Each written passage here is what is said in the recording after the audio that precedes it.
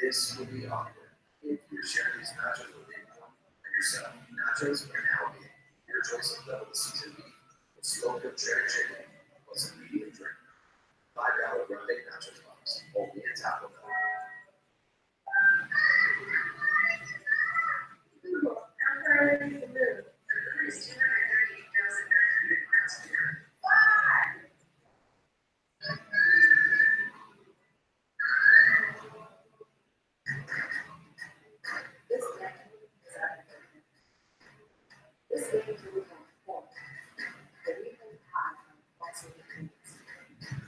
This game is for the future, for the culture. Don't just play it. Celebrate. Unapologetically. Undeniably. Us. Attention, Northern New Jersey. A lot of the member of the Northern New Jersey court insurance cases, auto, wall, compensation, EWR cases, all 7-800-782-76. We have obtained ability to compensate for our claims for accidents. Call us at 1-800-978-2276 and our experience work with you. Until the network, the lawyers at 1-800-978-2276. It's coming fast, and here it is. Memorial Day celebration all month long. City Chrysler Jeep Dodge, UT Grand Cherokee, 195 on one. UT Compass, 139 on. During the Jeep celebration event at Hudson Chrysler Jeep Dodge, Grand Cherokee, 195 on one. Compass, 139 on. That credit will get you approved. Hudson Chrysler Jeep Dodge, U440, Jersey City, JT.com. Welcome back to Oracle Arena, where Sonia and Dale Curry get to watch and be the proud parents of the first pair of brothers to play this way in an NBA playoff environment. Dale, you carved out a 16-year career yourself, so you understand the achievement of getting here. But for parents to watch two young men who've always competed against each other compete at this level, what are your days like? Can you eat? Can you sleep? Are you nervous? What's it like? It's not so much fun. Leading up to the first game, it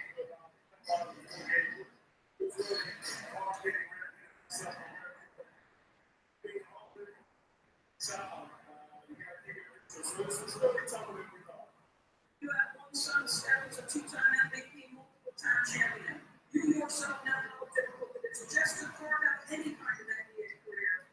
Steph seems to have to live with some comparisons. As somebody who's been through that rigor,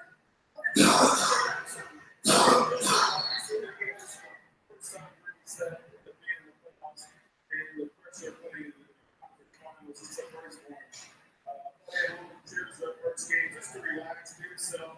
Get back try to change the game, but knock down some shots. So he gets that first one to go in and leads them up a little bit. our nature as parents, and particularly moms, so I'm going to ask you to speak a little bit to somebody so I don't have to lean across. I think most mothers with personal presumptions in any way our children are less than perfect. Our kids are being evaluated daily, and I'm great scrutiny. What's it like for Sonia as a mom to have to listen to some of that? It makes it way more stressful for her than myself. I've been there before. She does a good job of not really paying attention to everything that's being said, and it's hard for her. She said she wants to be perfect. She hates anything and negativity that comes her way. But she understands this part of the game.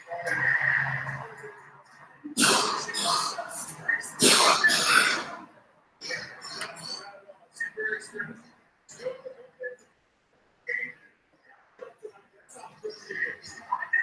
Sonia, come translate how the language. Thank you so much, guys. It's another three.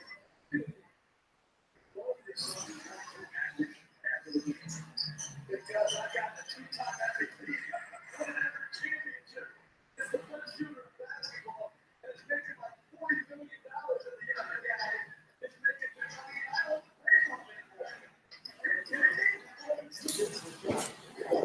What's up? Let's roll.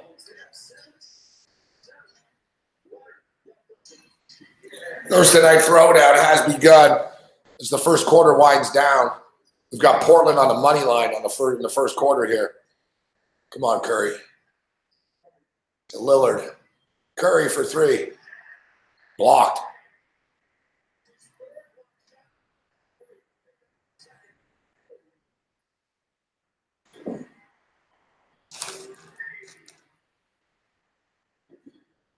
So what's going on? We appreciate you joining us here this evening.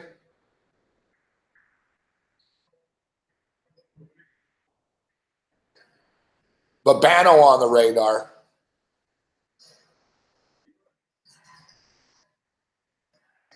Here this evening. We have NHL hockey going on. I saw Carolina was all over them. Carolina was all fucking over them, but they couldn't score. That's the thing with hockey. Hockey's a cruel sport. It really is. It really is the cruelest of all the sports, I think. 29-27. The pace is nice for those of us that bet on the over of this basketball game this evening. 29-27, 43 seconds remaining. Hopefully we can squeeze this out here.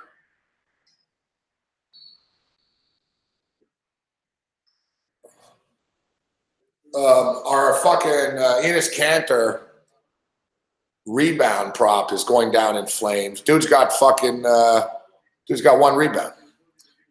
He's on the bench. This Ramadan thing seems to be catching up to him a little bit. Aminu is really playing well tonight too. And his prop was 6.5 points. Come on, Lillard, hit that. Oh, fuck. Watch, Curry's going to hit a three, and I'm going to lose by 1 point here. If Lillard hits that shot, I just would have won a plus 176. Problem is, all Golden State do is shoot three, so they're going to shoot a three here at the end. And at the best I can hope for is I get a push. Fucking now Curry goes to the line. He's got to fucking tie this shit. Fucking Lillard, bro. You screwed me the other fucking night, too, with the first half fucking bet. You turned the ball over with like fucking 30 seconds left. And I lost the bet because of it. And now you just missed a little open jumper that would have put us up by 4, would have cemented the fucking first quarter bet. Curry doesn't miss fucking the free throw line. So, whatever, man. Maybe they can fucking score here. Otherwise, I got to push. Fuck. I got 10.6 seconds here after.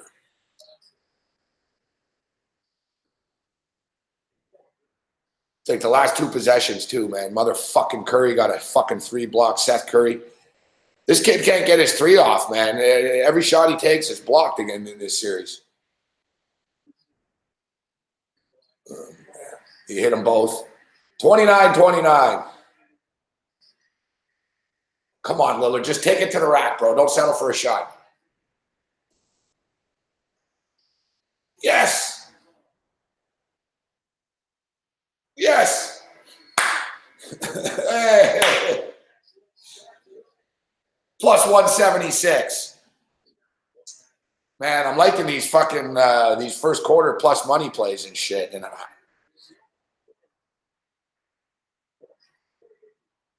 thank you very much, Mo Harkless. You fucked me a lot, bro, over the fucking year. Like Harkless missed a lot of shots for me that's cost me, but I'm glad you hit that. Thank you.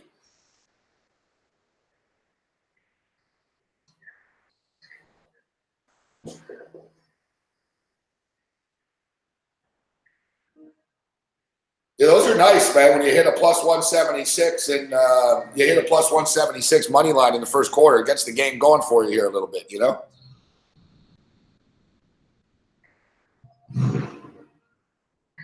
There's a new car commercial that they just signed. It's the first time I've seen it. It's like tonight. They're running it like over and over. It's for the Infiniti QX50.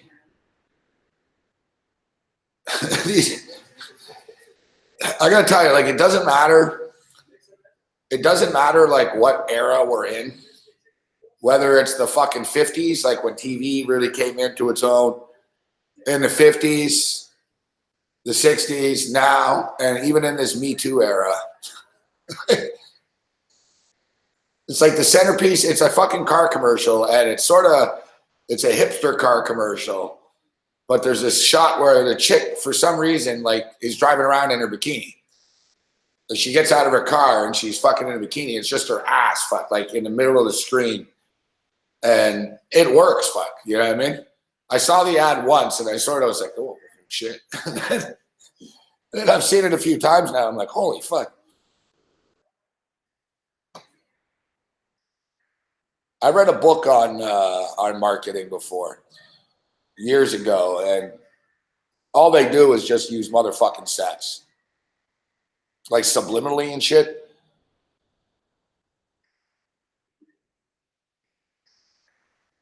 I'm sure now they're gonna get all kinds of complaints. I'm banning Infinity since there's a girl in a bikini.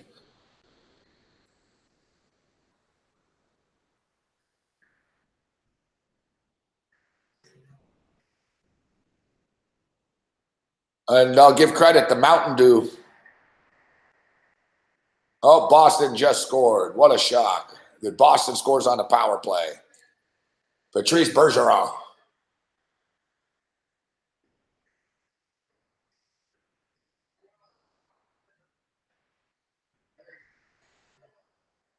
Hey, we're on the Boston Bruins.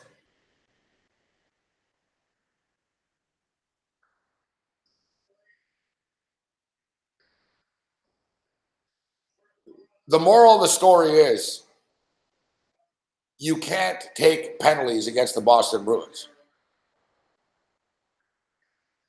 Their power play must be like close to setting a record now. Like, I don't, like, honestly, like, and fuck, I don't know, was their first goal a power play goal too, which I don't know. But it's insane. They were 5 for 12 coming into tonight. They just scored here. Yeah, 6 power play. 6 power play goal by Patrice Bergeron alone, fucking the playoffs. Ties Cam Neely's record.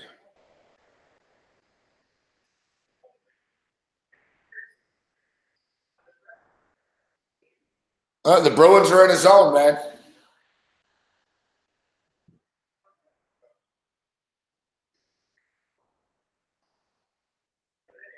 The Bruins have won 6 straight games coming into tonight.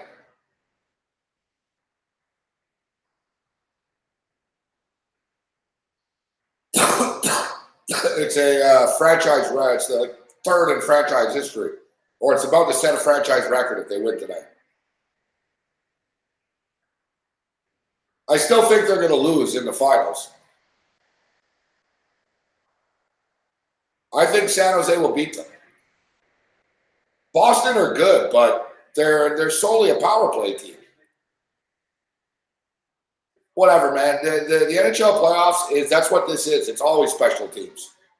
It comes down to the power play. You take a penalty, boom. You know, in the playoffs, it's just as simple as that. The Bruins have a good style. Like, I do like their style. Like, I'm not a fan of their, you know, the whole operation and shit. You know, that's not true. I respect the organization, but I'm not a fan of the Boston scene. But, like, the Boston Bruins style of hockey is very good. It's built for the playoffs. Like, it really is, like, built for the playoffs, these guys. They're big dudes. They take advantage of power play opportunities. They don't beat themselves. Like, they don't score that much 5-on-5. If you look at their numbers, like, they don't really score much, even strength much, but you know, they're kind of like, you know, they're plus minus, they're kind of even when they play 5-on-5 and they don't fuck up, and you know, and then boom, you make a mistake, you go to the box, and then they make you pay. Fuck. And it's been a recipe for success. Now, to be honest, the fact is, though, the Eastern Conference isn't that good. Right? You know, like every fucking team that we picked to win the cup was always out of the West. Like, the East isn't that good. And Boston have sort of fallen ass backwards into a pretty easy path to the cup. Their toughest series is against the Toronto Maple Leafs. They won 7 games with the Leafs. After that, it's just been easy. Columbus and Carolina, like really? Like the fucking Leafs might have been able to beat Columbus and Carolina. Fuck, the Canadians could beat Columbus and Carolina. Right? Like, so they've had, it'll be tougher for them when they get to the final. I don't know who would have home ice advantage, though. We can't assume San Jose is in the cup already. I think they're going to be, but all right, Lillard, no, who is that? Oh, Rodney Hood, good. We have over 11.5 with Hood. The only thing I don't like about this game, I put more on the Cantor prop like an idiot, and fucking Cantor is never on the floor. Like Cantor started, he played the first 6 minutes, and they took him out after. I think the coach is concerned about the Ramadan stuff. They got to get him out there a little bit more, but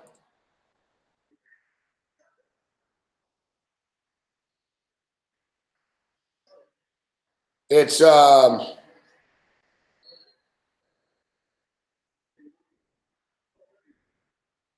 moving screen foul. My ass, fuck. If that was Golden State, they wouldn't call that. Like that's what the problem with this league is. It's just it gets old. It gets real old.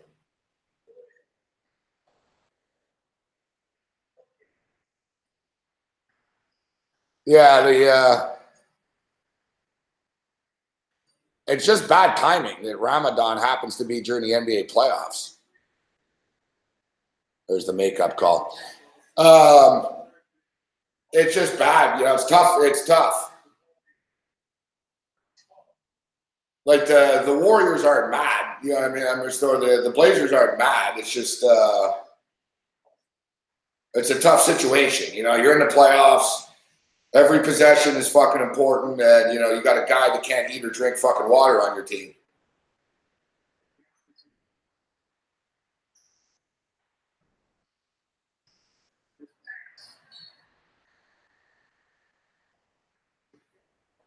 Now they actually did say, which was interesting. They did say that Cantor. It's pretty interesting that 2 days a week throughout the regular season he fasts anyways.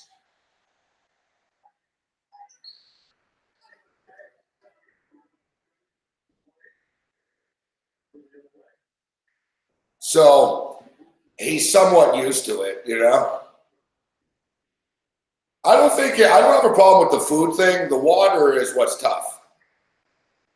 The water thing that's the toughest to me. You know what I mean? Like the food is whatever. Like they were saying, he fucking eats a shitload of food right before, at 3:15 in the morning and shit he eats.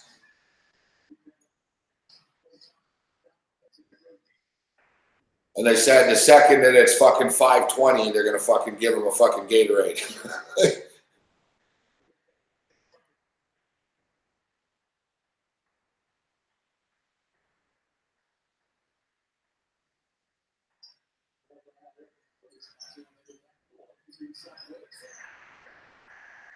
I was in a taxi like a couple of months ago in Toronto, and it was like 6 in the morning type thing. And I remember the taxi driver asked me, he goes, "Is it all right if I start eating?" He had like a lunch sandwich type shit and stuff. I said, whatever, buddy.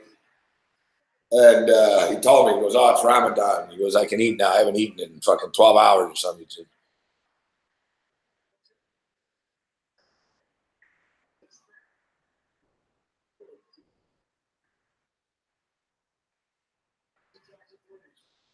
Yeah, Hakeem Olajuwon did it. You're right.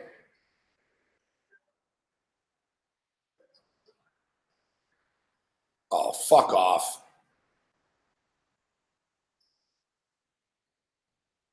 Fucking Evan Turner just stole a rebound from me. Fucking Cantor was going to get the rebound.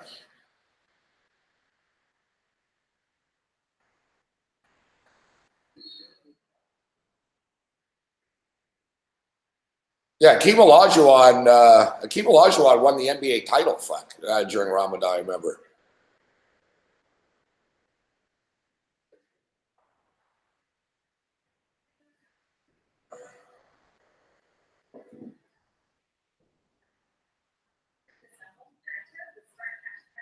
Hey, listen, you have to respect you have to respect his dedication.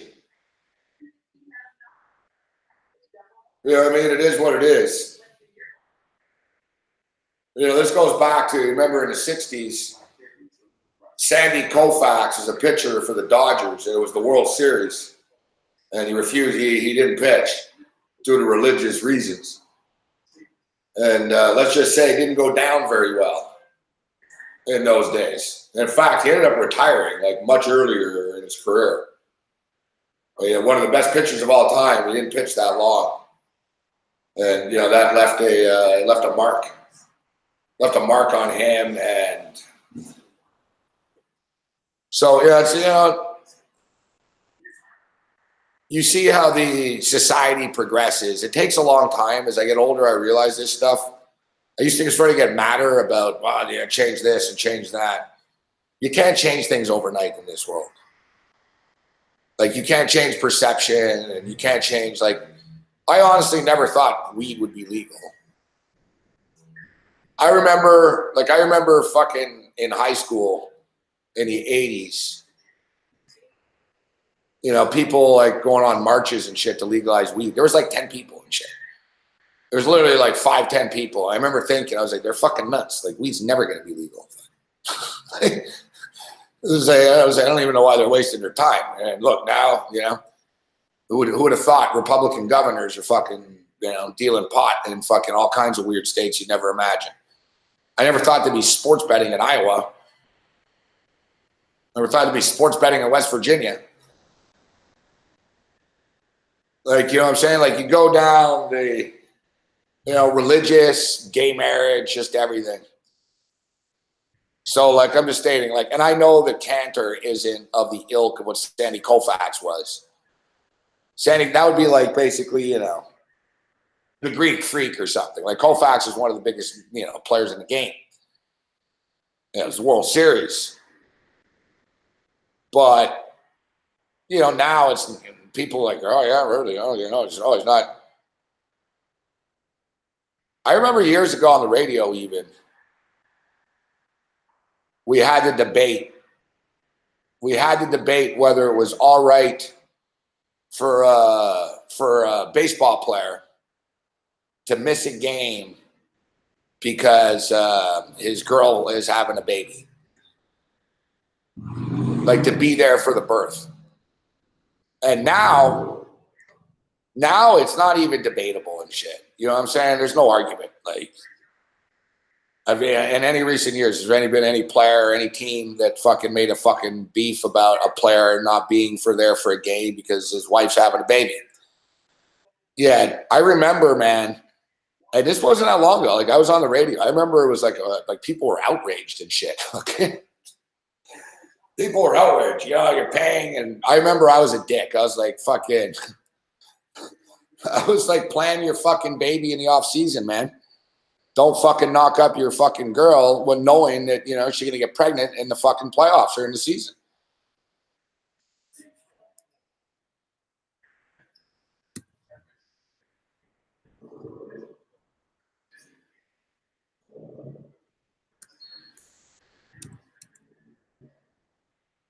Man, this game's just turnover city right now. All right, so we don't have the money line now.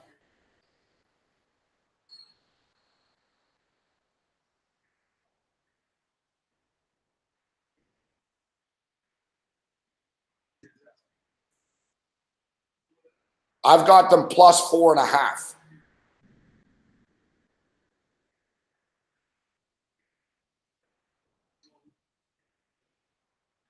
I got them plus 4.5 here in the first half.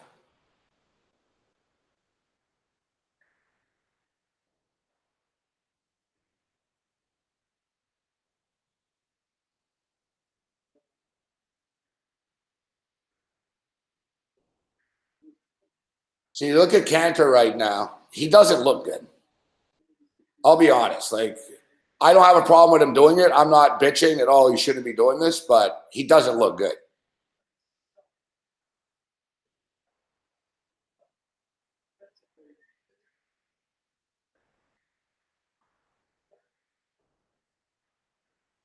Van Gundy's actually ripping Cantor right now for saying that he doesn't try on defense.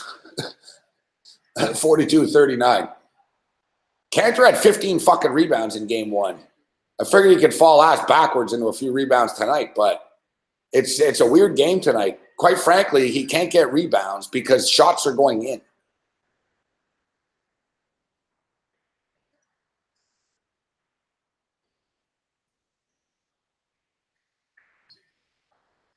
Oh, McCollum for three. I've got the McCollum prop to go over there. I need Draymond to rack up some rebounds. Wow, I got McCollum over 22.5. He's already got fucking he's already got 15.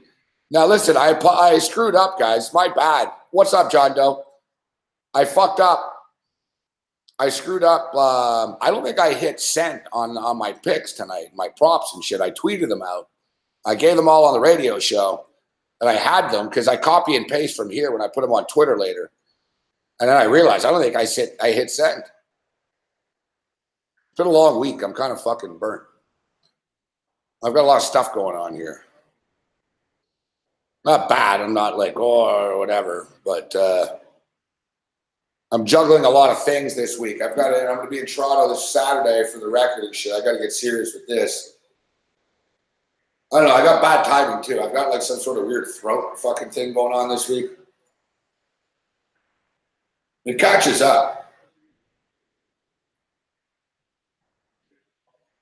Like I always say, oh, I got to end the shows earlier and shit, but I really do. Like, there's only so many hours I can fucking talk in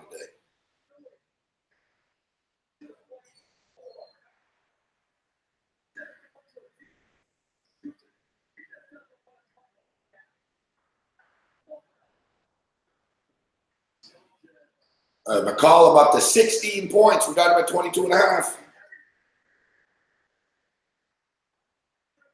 Oh, Seth Curry just came and stole the ball from Steph.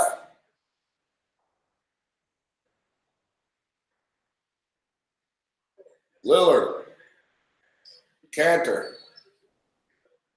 They get saved by the refs. Lillard's not playing very well.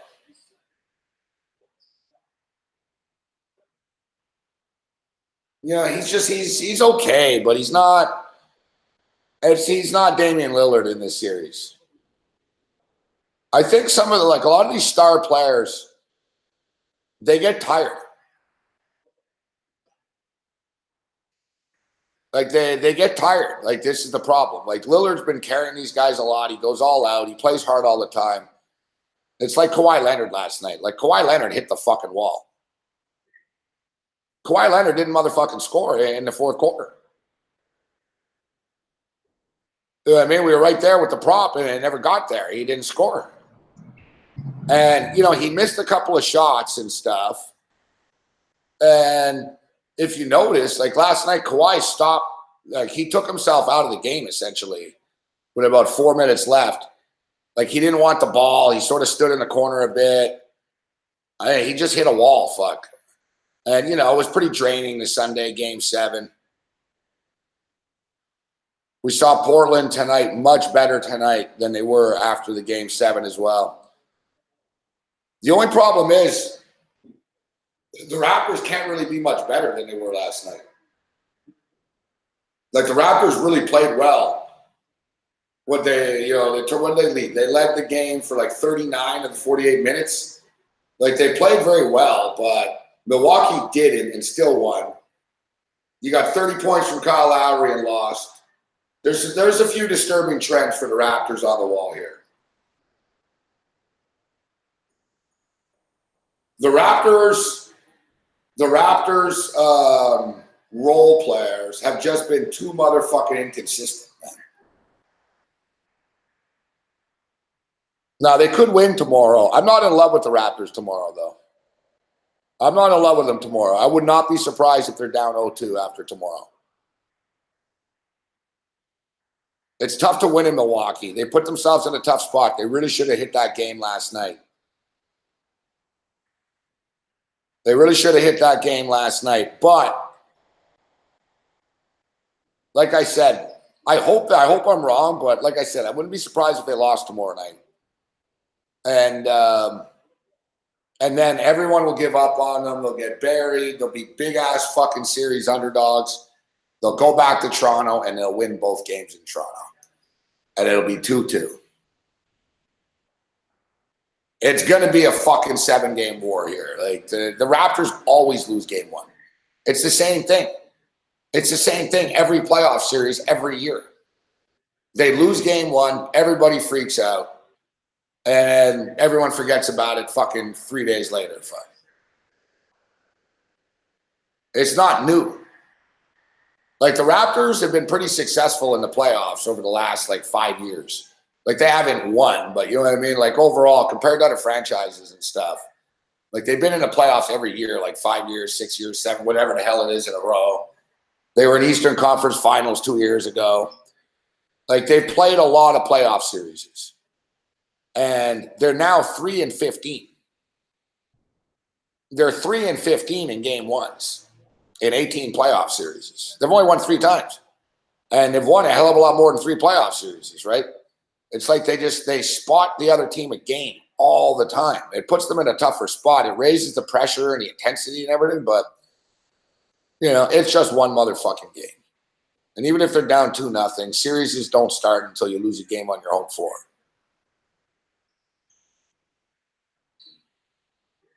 Portland's kicking ass right now, though. I told you, Cody, he's not playing well, bro. You know how you know he's not playing well, Cody?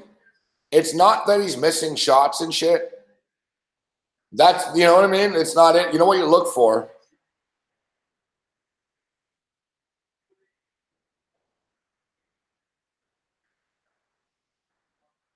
It's, now we'll be shaking things up on their own over the next little while, guys, the schedule and stuff. It'll happen naturally.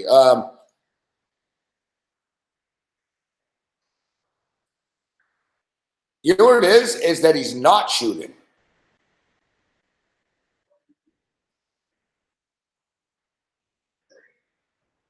Like, that's how you can tell, like, wow, like, he's really, like, that's how I can tell he's not himself.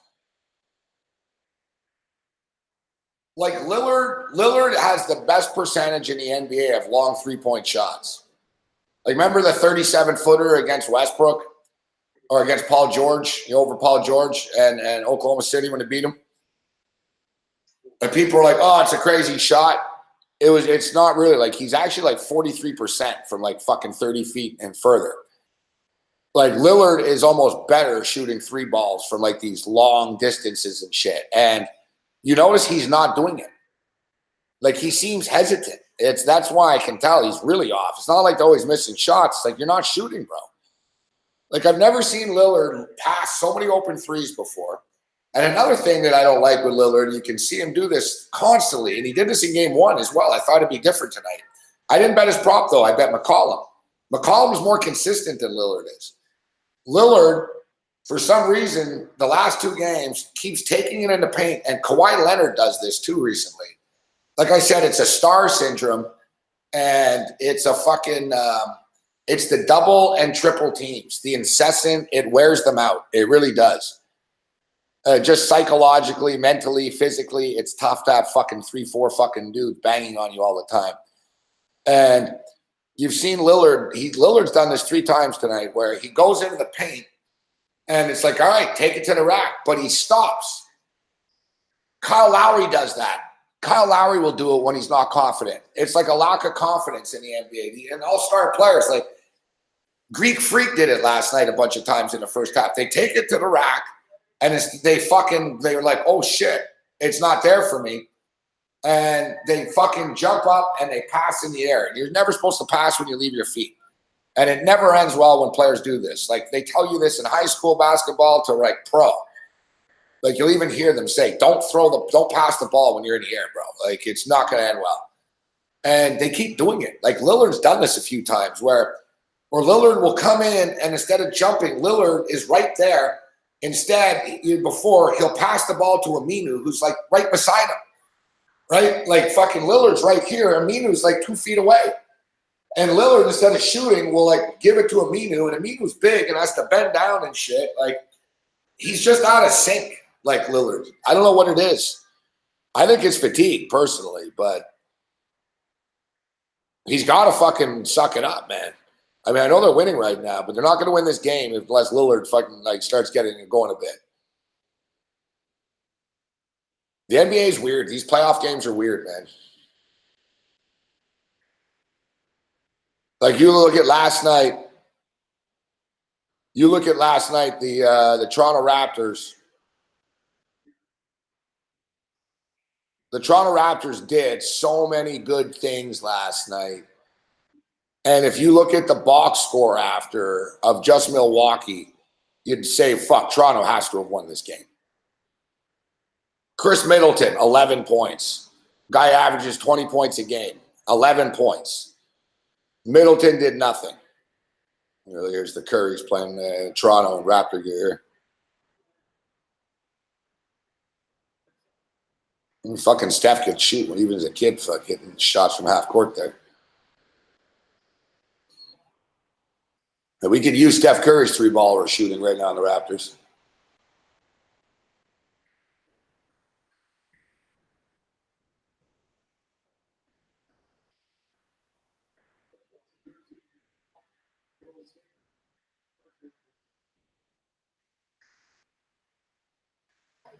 Nice play with Aminu. You know, Kyle, you know, it's funny. I've been riding Aminu a lot earlier in the playoffs, remember. But I realized what Aminu is, he plays better at home. Like, Aminu's prop at home is usually like 8.5, 9.5, and he goes over usually. He'll give you like 11, 12 points. He struggled the last 2-3 games. You know, 3 points, 7 points, 3 points.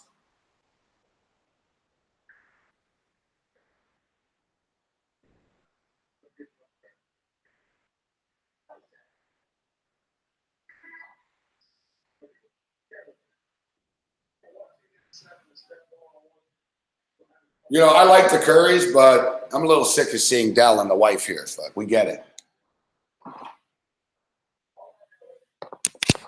Another thing is, too, like, why do you have to wear either jersey? Fuck, how about that? Don't wear either jersey. Tonight he's going with the split jersey.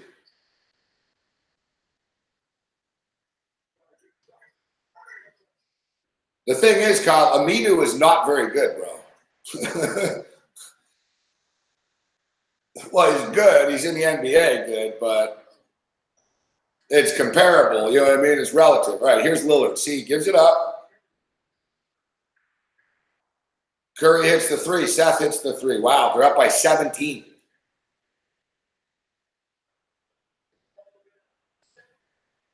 I'm going to fucking cry, guys. I'm going to cry if the fucking Portland Trailblazers beat the Golden State Warriors and make it to the finals and the Raptors lose to the Bucks, man. If the NBA finals are Milwaukee versus fucking Portland, bro. You're telling me that we could play Portland in the NBA finals, like. I swear the Raptors would beat Portland in the finals. We'd beat Portland. Like, you're telling me. Like, watch, the Portland Trailblazers are going to eliminate these guys, and we're going to get bounced by the Bucks. It's going to be like the worst fucking thing ever, man.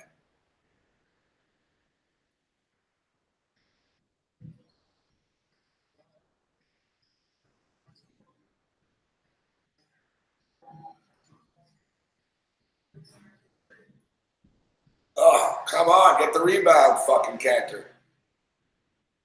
Because the thing is, Portland are going to be tough at home, guys.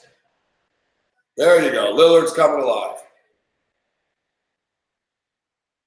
That's what I'm talking about. Like, Lillard just took a long one with someone in his face. That's what he needs, you know?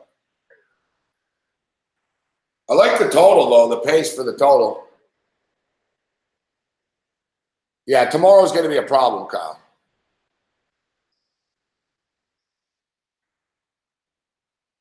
You know what, Kyle? The Raptors could beat the Bucks and should be able to beat the Bucks. They really should. The problem is they're fucking shit. they're choking. Like, look at Aminu there with an air ball. I told you, bro. Like, he's a little shaky, this guy. The problem is, like, honestly, Marc Gasol is not supposed to go 2 for 11, man. That's why they're losing. That's why they're going to lose. Like, Serge Ibaka, I like Serge Ibaka, but I'm so sick of his bullshit now, man. It's like, Serge, we can't fucking play this. You try one night, like he's into it one night. I'm not saying that he's not trying in the other games, but like Ibaka's really, really, really good. Like Ibaka was great in game 7, 17 points, because he knew it was desperate. Like Ibaka is one of these dudes. Like the Raptors have a lot of guys like this where it's like, unless it's like desperate, they don't fucking get it. You know what I mean? Like I guarantee you, Ibaka, I can't guarantee you tomorrow. Like you don't know with this guy.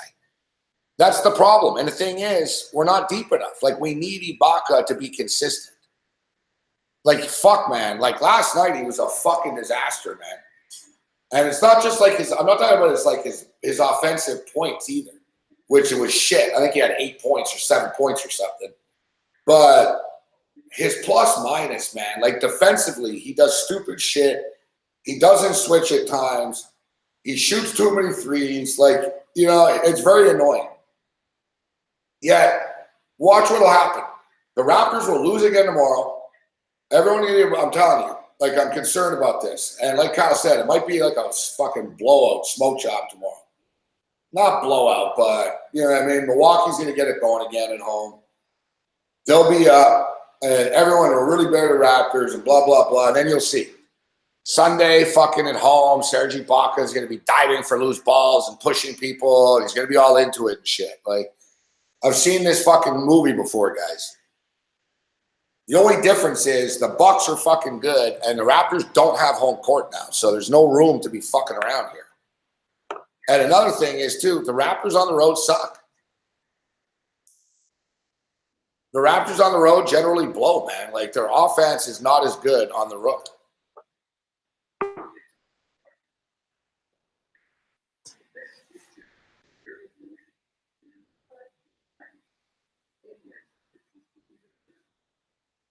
Oh, that's good stuff. See, it's the little things, fuck.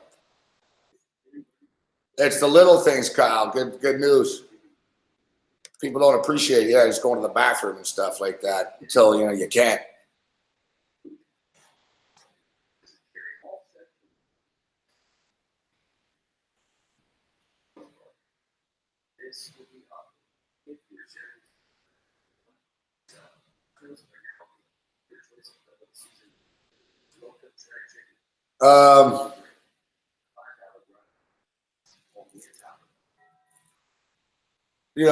In Canada and the U.S., we're getting different ads here, different commercials, but the Taco Bell is very, very prominent here on this broadcast. Every second ad is Taco Bell, Taco Bell. And I don't know if you saw my tweet or not, but Taco Bell is opening up a Taco Bell hotel.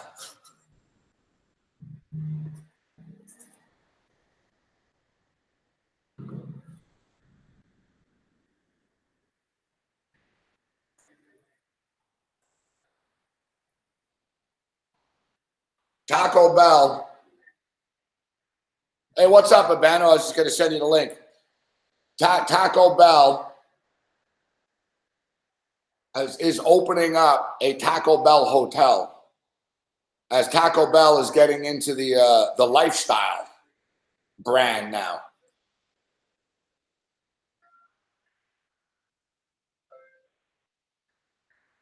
Yeah, you can get your typing out of the way now, Babano, instead of typing and not listening after.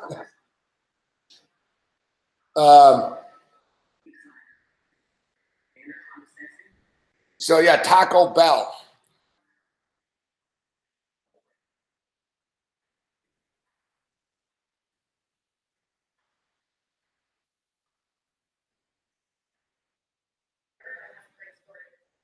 Do you notice like Burger King with that ad that they had the other day, the angry stuff and about people being depressed and go fucking themselves and come to Burger King and buy a Whopper if you're depressed? There's definitely a change with these bigger companies right now. Yet, what's that movie? And what was it called? Is it Running Man? No, it's not Running Man. It's Demolition Man. Demolition Man. You remember the movie? I think it's Sylvester Stallone, and I think it's Sandra Bullock when she's young.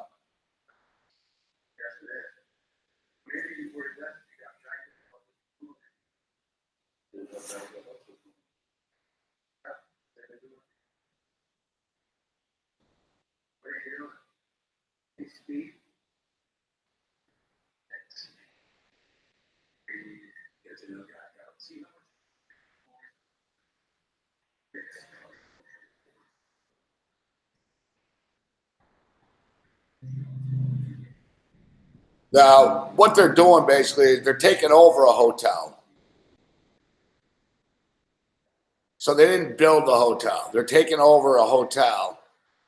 But it's basically an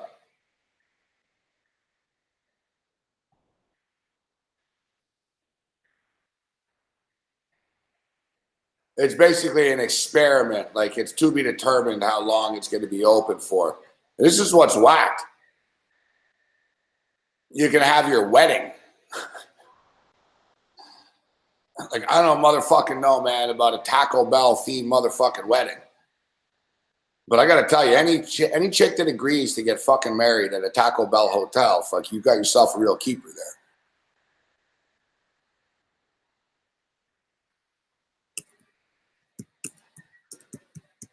there. Yeah, you got yourself a keeper.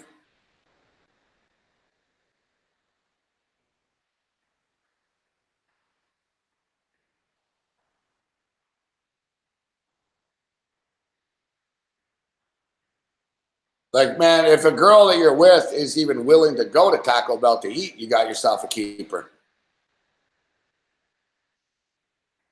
Taco Bell opening a hotel resort. For a limited time, Taco Bell is opening a hotel resort based on the brand The Bell. That's going to be called The Bell. It's actually a good name. The Bell is the brand's latest appeal to its super fans who can buy Taco Bell themed apparel and have Taco Bell themed weddings. Palm Springs, California. Reservations will be taken in June. Guests can start checking in August the 9th. That's the day before my birthday. It'll feature an exclusive Taco Bell themed apparel, an on-site salon with Taco Bell inspired nail art, and hairstyling services. Taco Bell says the idea for a Taco Bell hotel is meant to be playful and fun, but the brand sincerely intends to provide an unparalleled experience and opted to house the Bell in a fully operational hotel.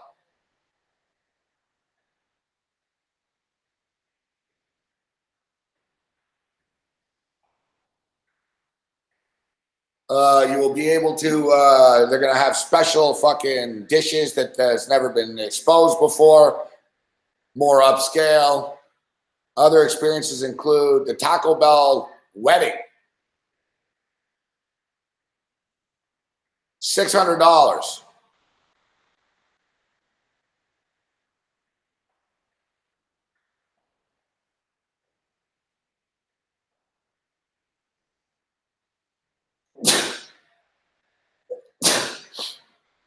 They've already taken 165 fucking wedding reservations. The brand is also teamed with Forever 21.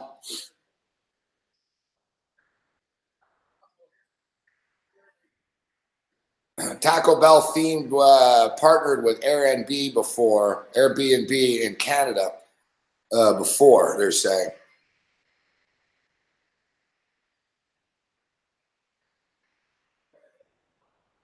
I want to know what the Taco Bell themed art is.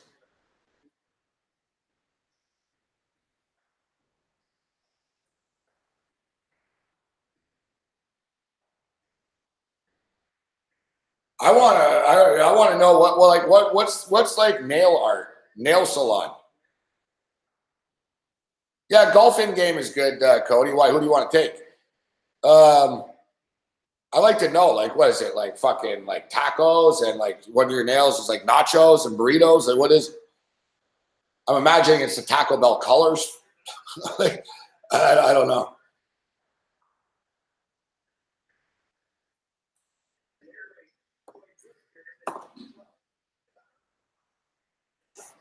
I remember once years ago, I told the girl that she should paint each finger a different color.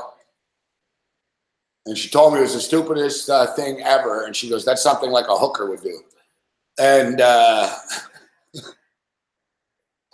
I swear to God, now you look, I see chicks all the time. Fuck. I see chicks all the time. Their fucking nails, they're always different and shit. Like the old school having just one thing is, you know.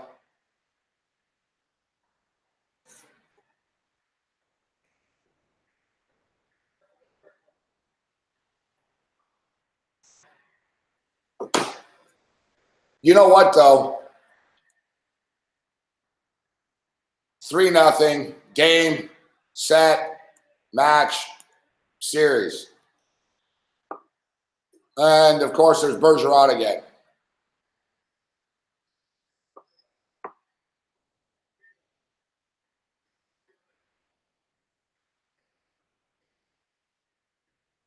All right, listen, we love our boy Lou, but I have to vehemently disagree with Lou's logic that Boston didn't really want to win tonight because they don't want the rest. I'm like, they want the rest. And like I said, I believe that the media believes that and that, you know, maybe they will get cold now being off for a week. That is true. I'm not disputing that. But the players don't believe in that shit, right? So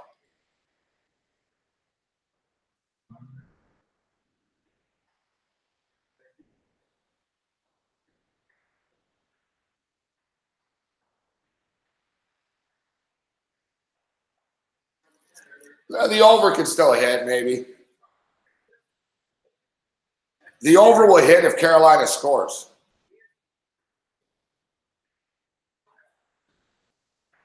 You know what I mean? Like Carolina scores and makes it 3-1, they're going to pull their goalie. They would pull their goalie still, but let's say they pull their goalie and it's 4-0, then they're going to quit. They won't pull the goalie right after it's 4. If they make it 3-1, they'll pull their fucking goalie, and then boom, 4-1, they'll keep the goalie out. You know, I wouldn't give up on it. There's a chance.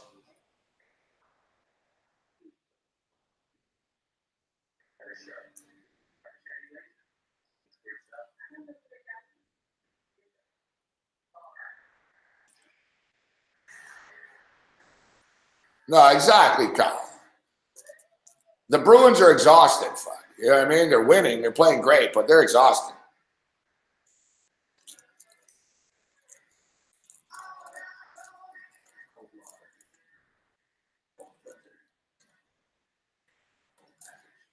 Yeah, Babano. When I saw you sent me a message about you going out with Hamilton's finest. So did you go out with like the police or the fire department?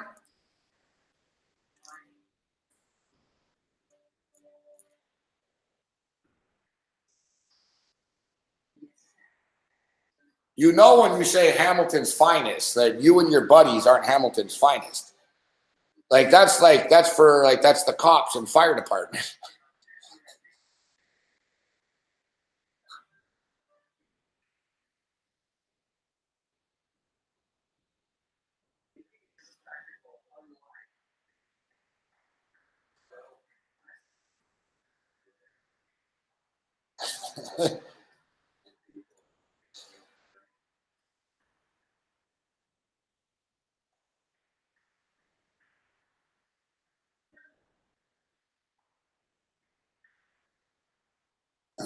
See, that's what I'm saying. Why don't you just say you're going to your friend's house to watch the basketball game?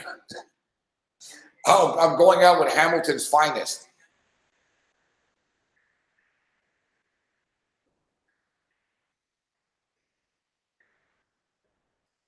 Like I told people last night, I said, I don't know. The man's not here. He sent me some message about going out with Hamilton's finest. And I said, I know he's not going out and hanging out with cops or the fire department. So I don't know why he said Hamilton's finest, but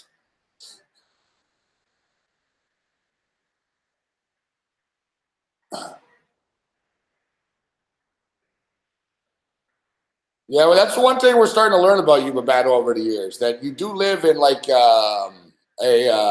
you do live in quite your Babano land. It's like Taco Bell Hotel. Fuck, Babano should open up a hotel. Babano land, parallel realities.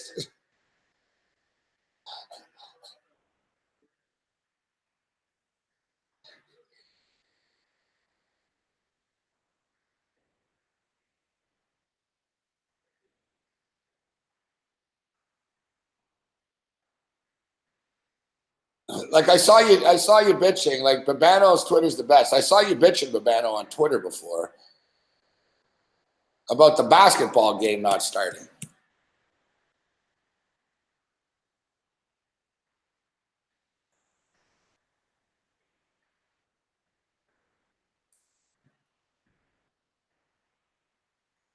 Where is this tweet here? It says, "Holy shit, my pal Jeff Nadu is 1,000% right when he keeps saying these damn NBA games on ESPN take forever to start.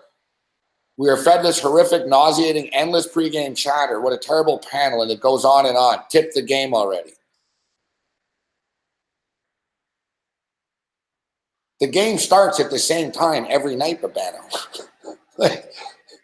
It's not like the game started like it's not a shock that there's an 8-minute fucking intro.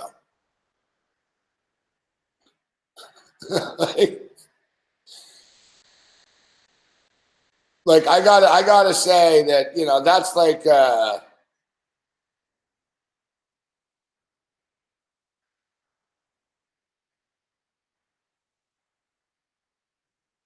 no.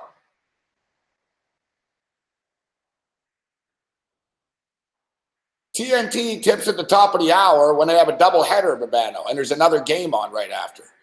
If there's only a single game, they don't tip off at the top of the hour.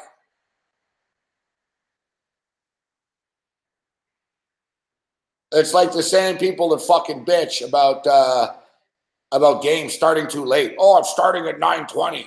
Can't believe the NCAA starts at 9:20. They should start it earlier because I'm on the East Coast and it's what I want. It's like there's 140 fucking million people on the West Coast. It's fucking 6 o'clock there. I'm just stating.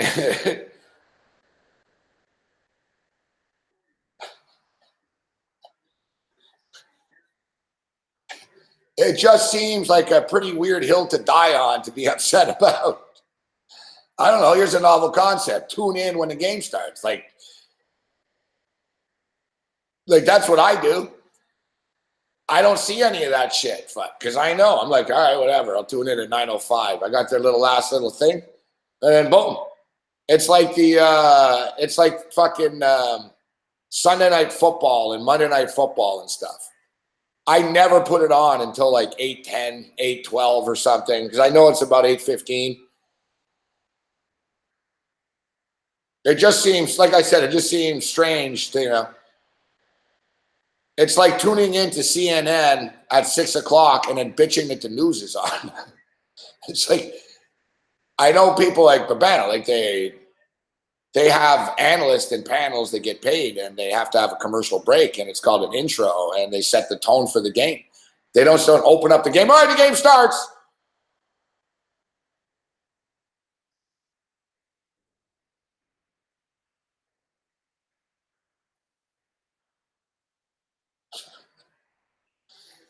It sounds to me like you and Big Man just don't watch the NBA all year, and then you're tuning in. You're like, oh, what's going on?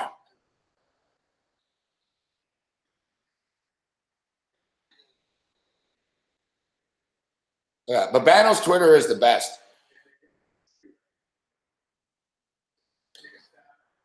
They're sort of like old man takes. You know what I mean? Like angry at the cloud type shit.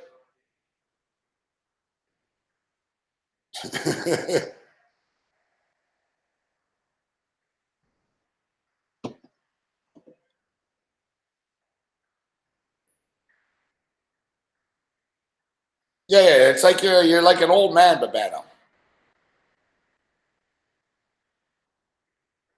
Oh, there's the net's empty already with 4 minutes left.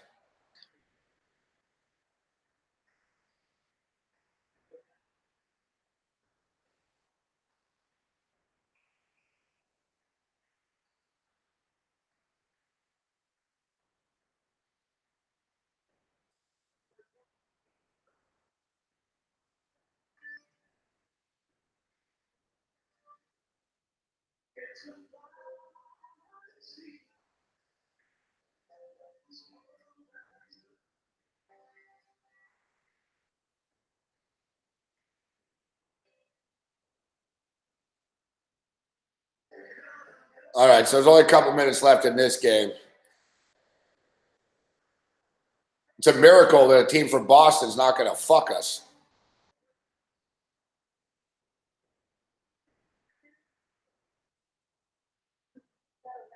And I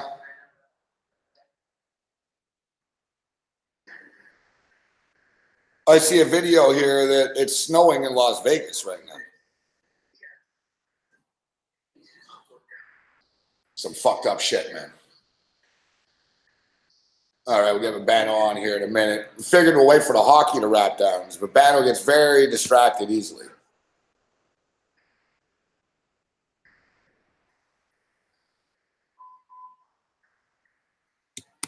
I'd have to say between like Babano and Feinberg. But you two are like the worst at Feinberg's bad too, but Babano's pretty bad.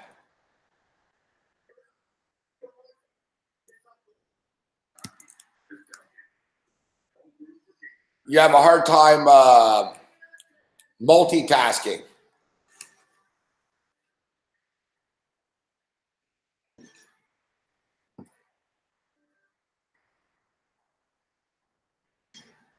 Like looking at the game.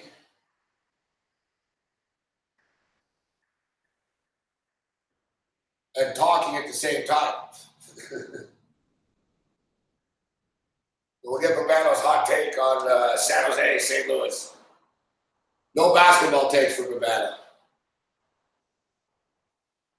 At least we know he's watching the hockey.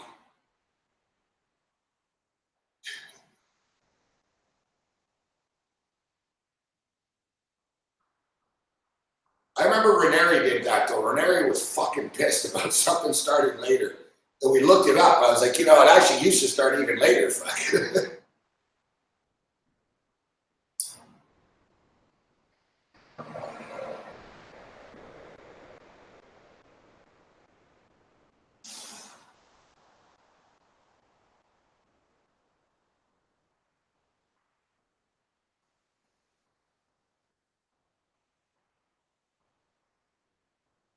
Nice night here in New York. The weather's nice. Well, we'll be in Toronto this Saturday and Sunday.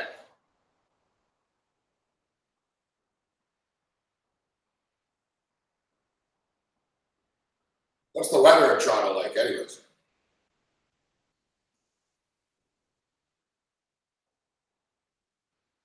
I assume the weather is like it is here, except probably a little colder, but not by much.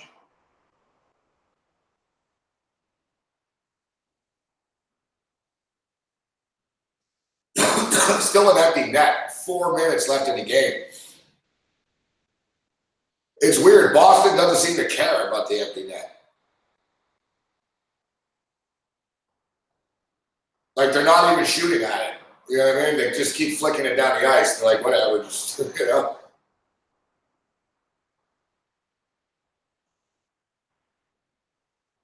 Which isn't that the way. If I need an empty net goal, if I have a bet and I need the empty netter, I'd never get it.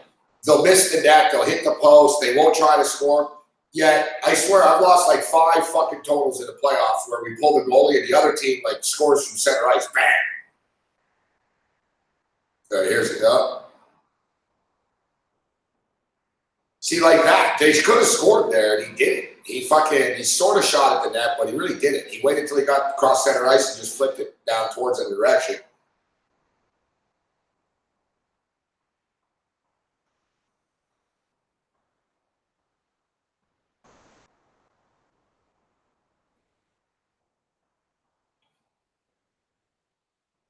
There's a penalty, and that's the game. It looks like it should be a penalty, but.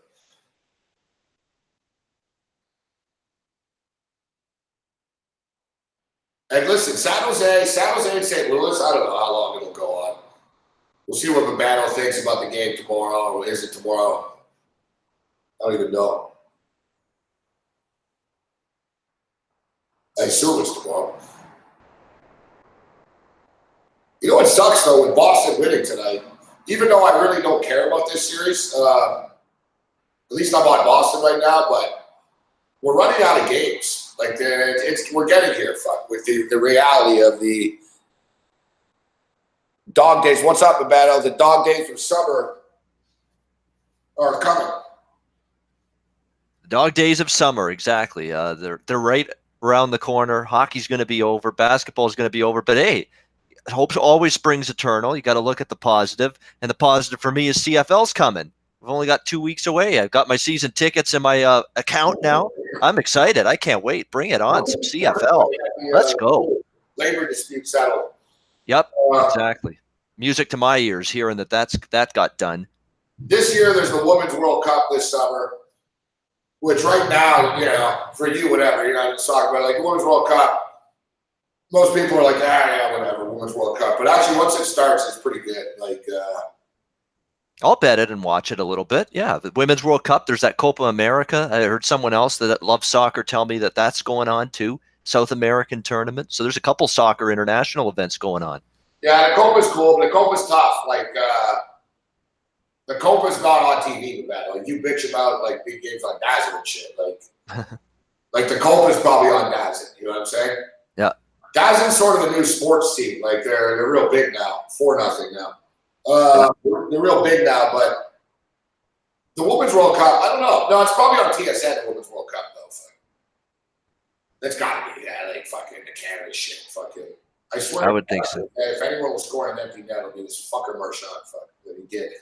Yeah, they're a happy bunch. Look at them. They're like, this looks like a high school hockey team, the way they're just celebrating and they're all jumping around on the bench. Hey, they deserve to. Go ahead, celebrate all you want. They were better start to finish. Up 3-0, you know, they were still into it. You know what I mean? They were like, we're not done. Now they go. It's like, it's over. Carolina had scored 5 goals and fucking, imagine that. Imagine Carolina would score 5 goals in fucking 2 minutes and then come back and win every other game. It would be the biggest comeback ever. Oh, that never would have happened. But could you imagine if it were to happen? I mean, just put yourself in this weird, like, impossible reality where something like that could happen. It's almost like San Jose though against Vegas. Not quite, but you know what I mean? That was pretty improbable. You know, down 3-1, then fucking down 3-0 with 8 minutes left. Mm-hmm. Same type of thing, but yeah, Carolina, I can tell Carolina we're done here. Fuck. Crowd's doing the right thing, giving them an ovation there, waving the towels. Don Cherry should shut the fuck up. Don's got his little fucking, he got his wish here. Is Boston are through. They swept Carolina. You don't need to beat them down anymore and mention it anymore about the jerks and the celebration. It's over now. Time to move on with life. Oh, he will. Yeah. You think so, huh? Oh, He's not burying this hatchet, this old man. No. Like, come on, man. Yeah. Don Cherry. Of course. Dude, Yeah. it's going to be the first thing. He'll say, oh, you know, the karma always comes back and gets you. I tell you, I swear to God, I guarantee you, bro, he ain't going to take the high road. And it's sort of like Corey Parson with fucking Jared Goff. All year, every week, Corey Parson said Jared Goff sucked. And then the day after the Super Bowl, he was like all proud, like fucking, oh, I told you he sucked. And I told him, I said, Corey, like, he just made it to the Super Bowl. Like, you know what I mean? Said he just beat Drew Brees last week. Like, he just like, he's a real bus driver. He just drove the bus to the Super Bowl. He really had a terrible season, Jared Goff. He really did. I mean, he's terrible. He couldn't move the offense. Yeah, couldn't like win playoff games. Yeah. Like fucking 3 touchdowns a week and fucking. I don't know. Like, yeah, he's not Tom Brady. You know what I mean? And thing is, though, with that game, people act like Tom Brady was great. He wasn't, Babano. The game was 3-3 with 7 minutes left. Fuck. One of the shittiest Super Bowls ever. The offenses on both sides stunk. Oh, yeah, the Rams really choked. Yeah, they did, but for fuck's sakes, yeah, he threw that bad interception that would have tied the game. I'm not denying that, but you know, it's the same shit like Bruce Chad here in our chat. You know, oh, you all Raptors suck and Kawhi Leonard sucks. Kawhi Leonard's overrated. It's like, yeah, okay. You know what I mean? It's like, He did hit a game-winning shot in Game 7 the other night. He has scored 30 points in pretty much every playoff game recently, and again last night. He's averaging What do you want 35 from him? points a game in the playoffs, for fuck's sakes. Yeah. Jeez. But it'll happen. If the Raptors lose to the Bucks, people come out, oh, I told you. Oh, it's like, yeah. For all the Kawhi hate that Bruce Shad has, where are the Raptors without Kawhi Leonard in these playoffs? Ask that as a serious question. Where are they right now? Probably not getting past Philadelphia, to be honest with you, without Kawhi Leonard. They probably may beat Orlando without him still, but Philadelphia, I'm not so sure. I don't even know if they beat Orlando without him. You know, Honestly, I don't. we'll never know, but it's Orlando was red hot down the stretch. I still think they would have gone past Orlando without him, but I don't think they would have beaten Philadelphia without him playing the way he did. You could say that about any team. Yeah.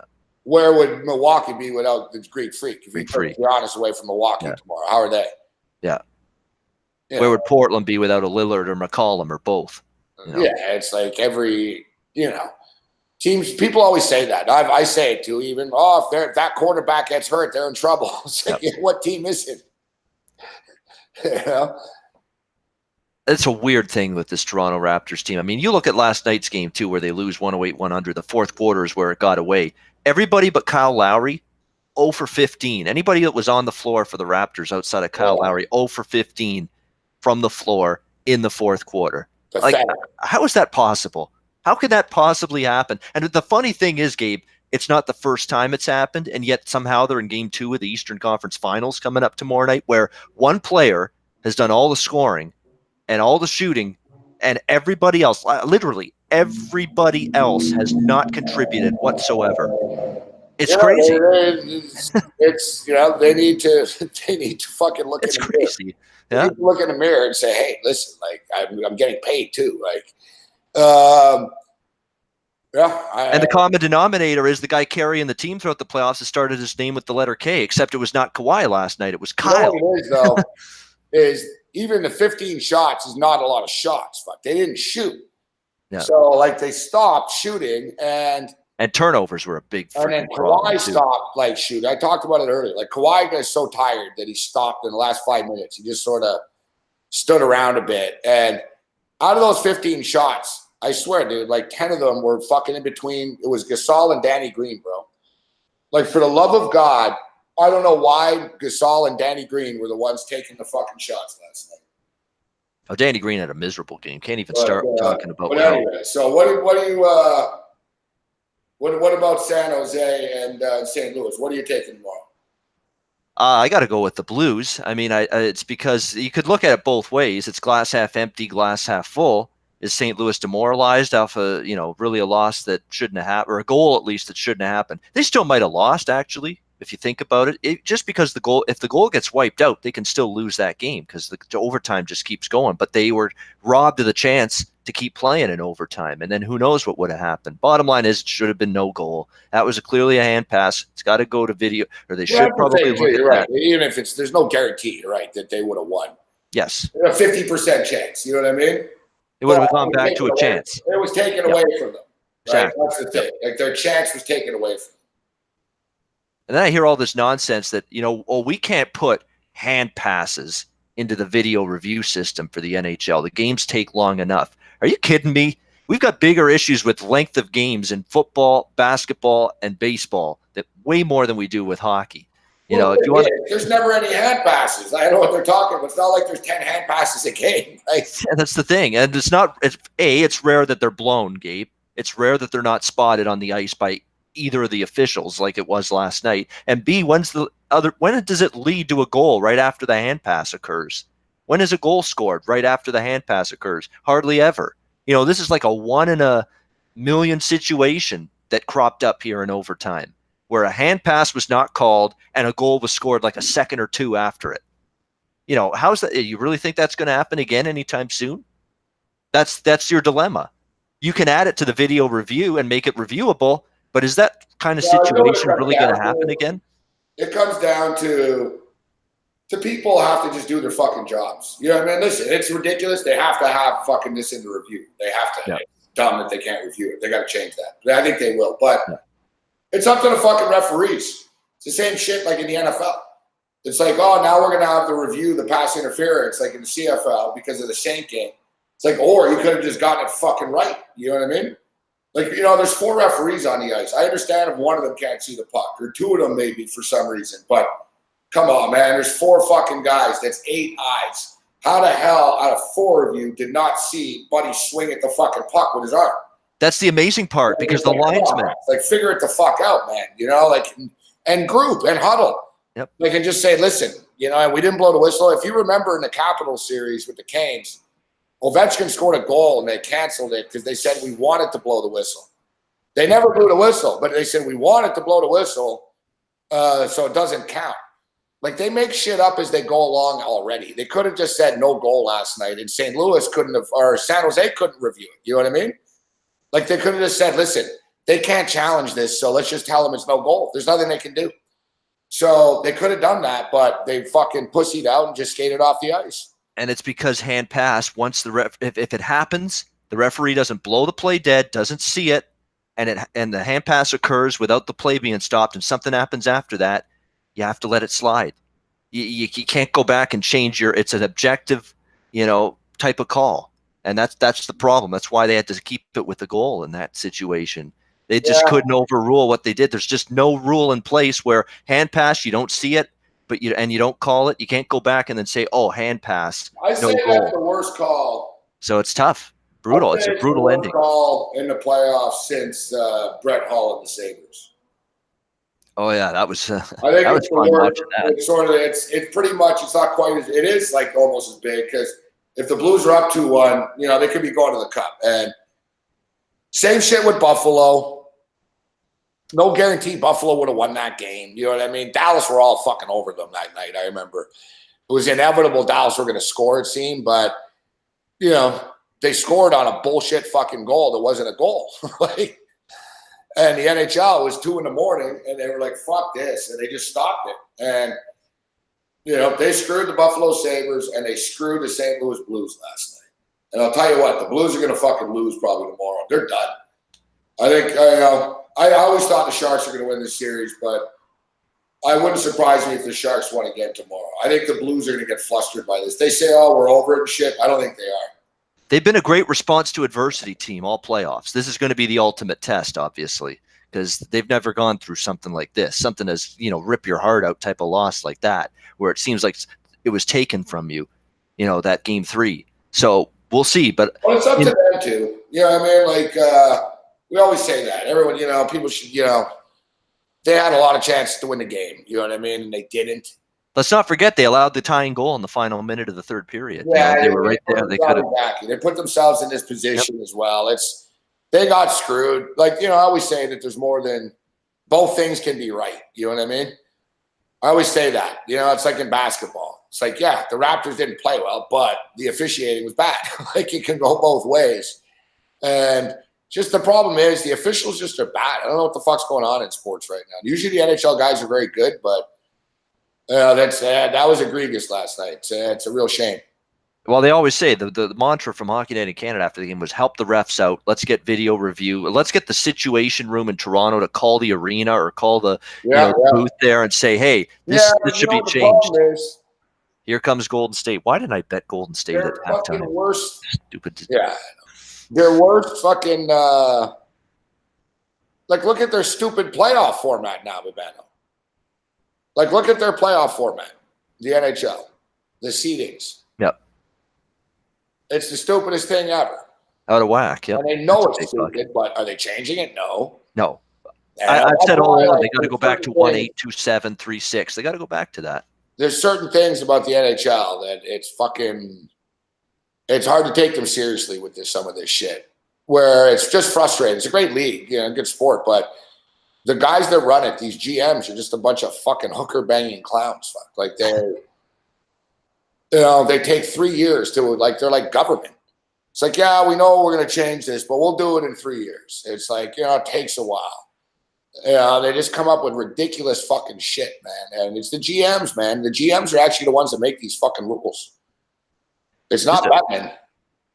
No, and I'll tell you what, I always say Batman all the time and shit, but it's not Batman. I say there should be a compromise for the going back. You don't have to fully go back to the old format, 1 versus 8 and all that by conference. You could do divisional matchups in the first round as you do right now. But then after you get out of the first round, you've got to reseed. You absolutely across the entire conference. Fucking 8, bro. Yeah, I mean, if they want their divisional matchup in the first round, do it. But you got to reseed second round and beyond because you can't have. The problem is the ratings are good now, Babano. Like the first round numbers are always very good suddenly because you get these great matchups, right? Yep. And they figure they like it that, hey, we get the ball rolling and we'll keep it going. And quite frankly, the NHL ratings from what I see are pretty positive, to be honest.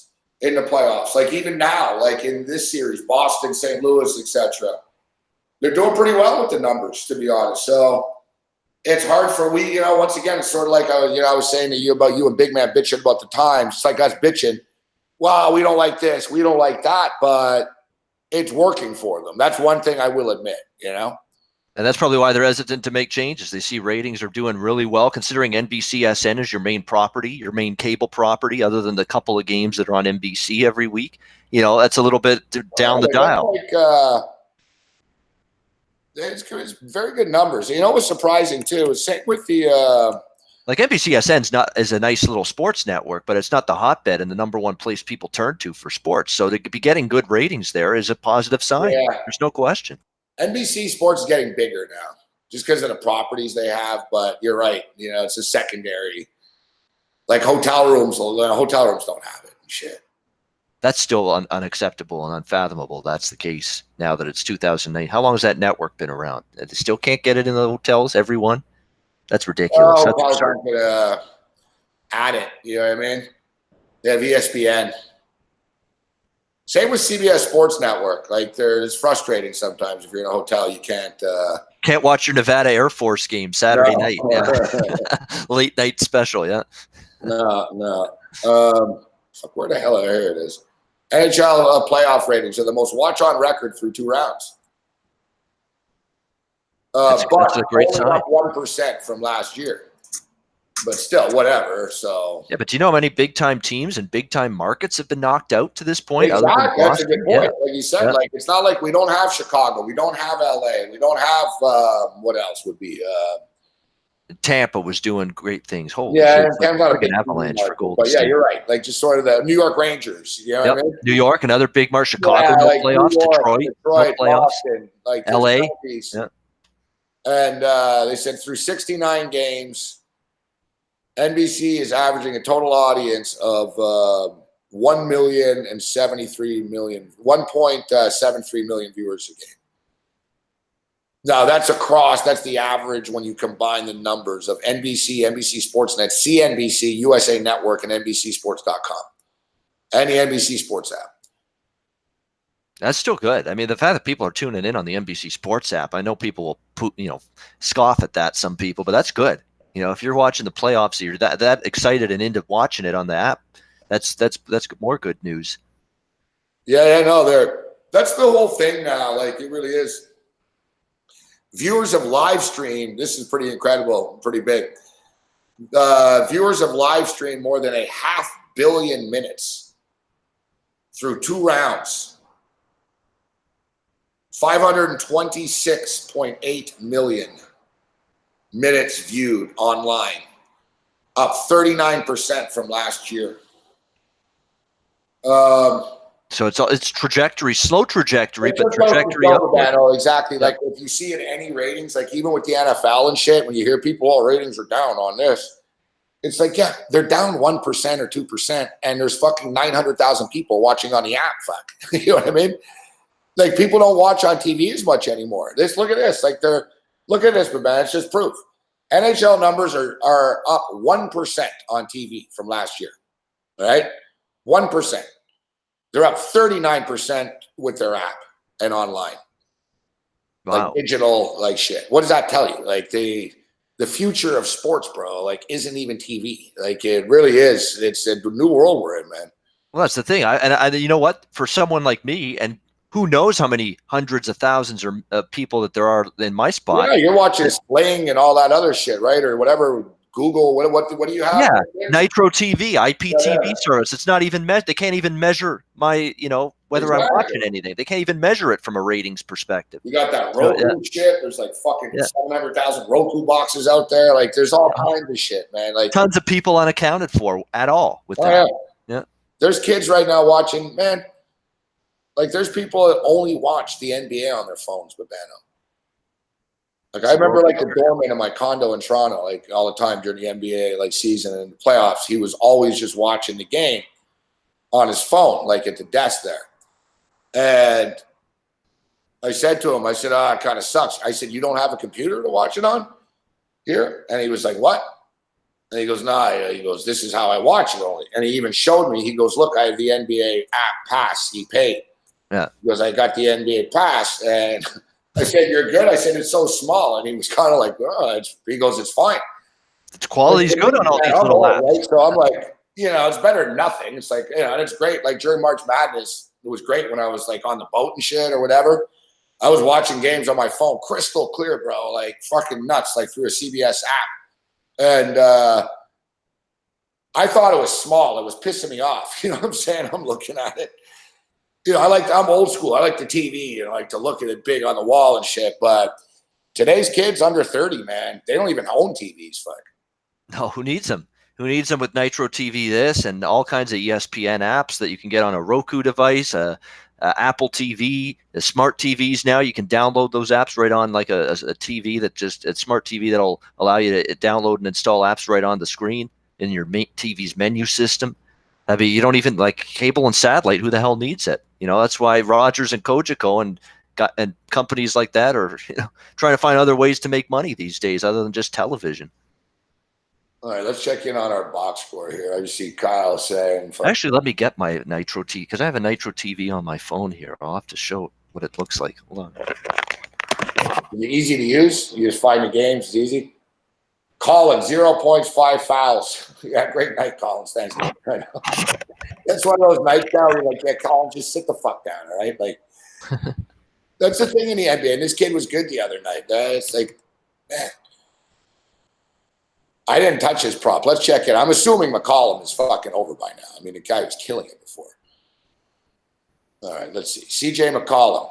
Oh, I got over 22.5. He's at 22 right now, going into the fourth quarter. Rodney Hood. What do you got, Hood? What did you take? What did over 11.5? I should have hammered Rodney Hood. Fuck, I knew it. You're a prop guy. If I see props that you send me on the best bets, the Patreon best bets email I get from you sends out, and I always look at the props. And I'll take some. I don't know if I forgot to hit send. I tweeted it. But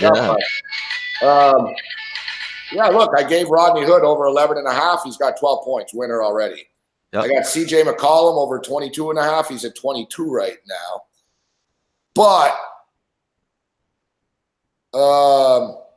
I've got fucking Enes Kanter over 11.5 rebounds. He's only got 5. That's going to be a loser. All right. And we got Draymond Green over 10.5 rebounds. He's at 8. See, there it is. There's the, you can't see it too well on here, but it's beautiful quality. Move it to a weird angle or something. It'll show. It's very bright, yeah. Yeah, we can't see it. Lower the brightness. Oh, that's what I should do, yeah. But it's unbelievable quality, yeah. Brightness, let's see. Hey, you were a tech guy at Cogeco. Come on, man. I know, exactly.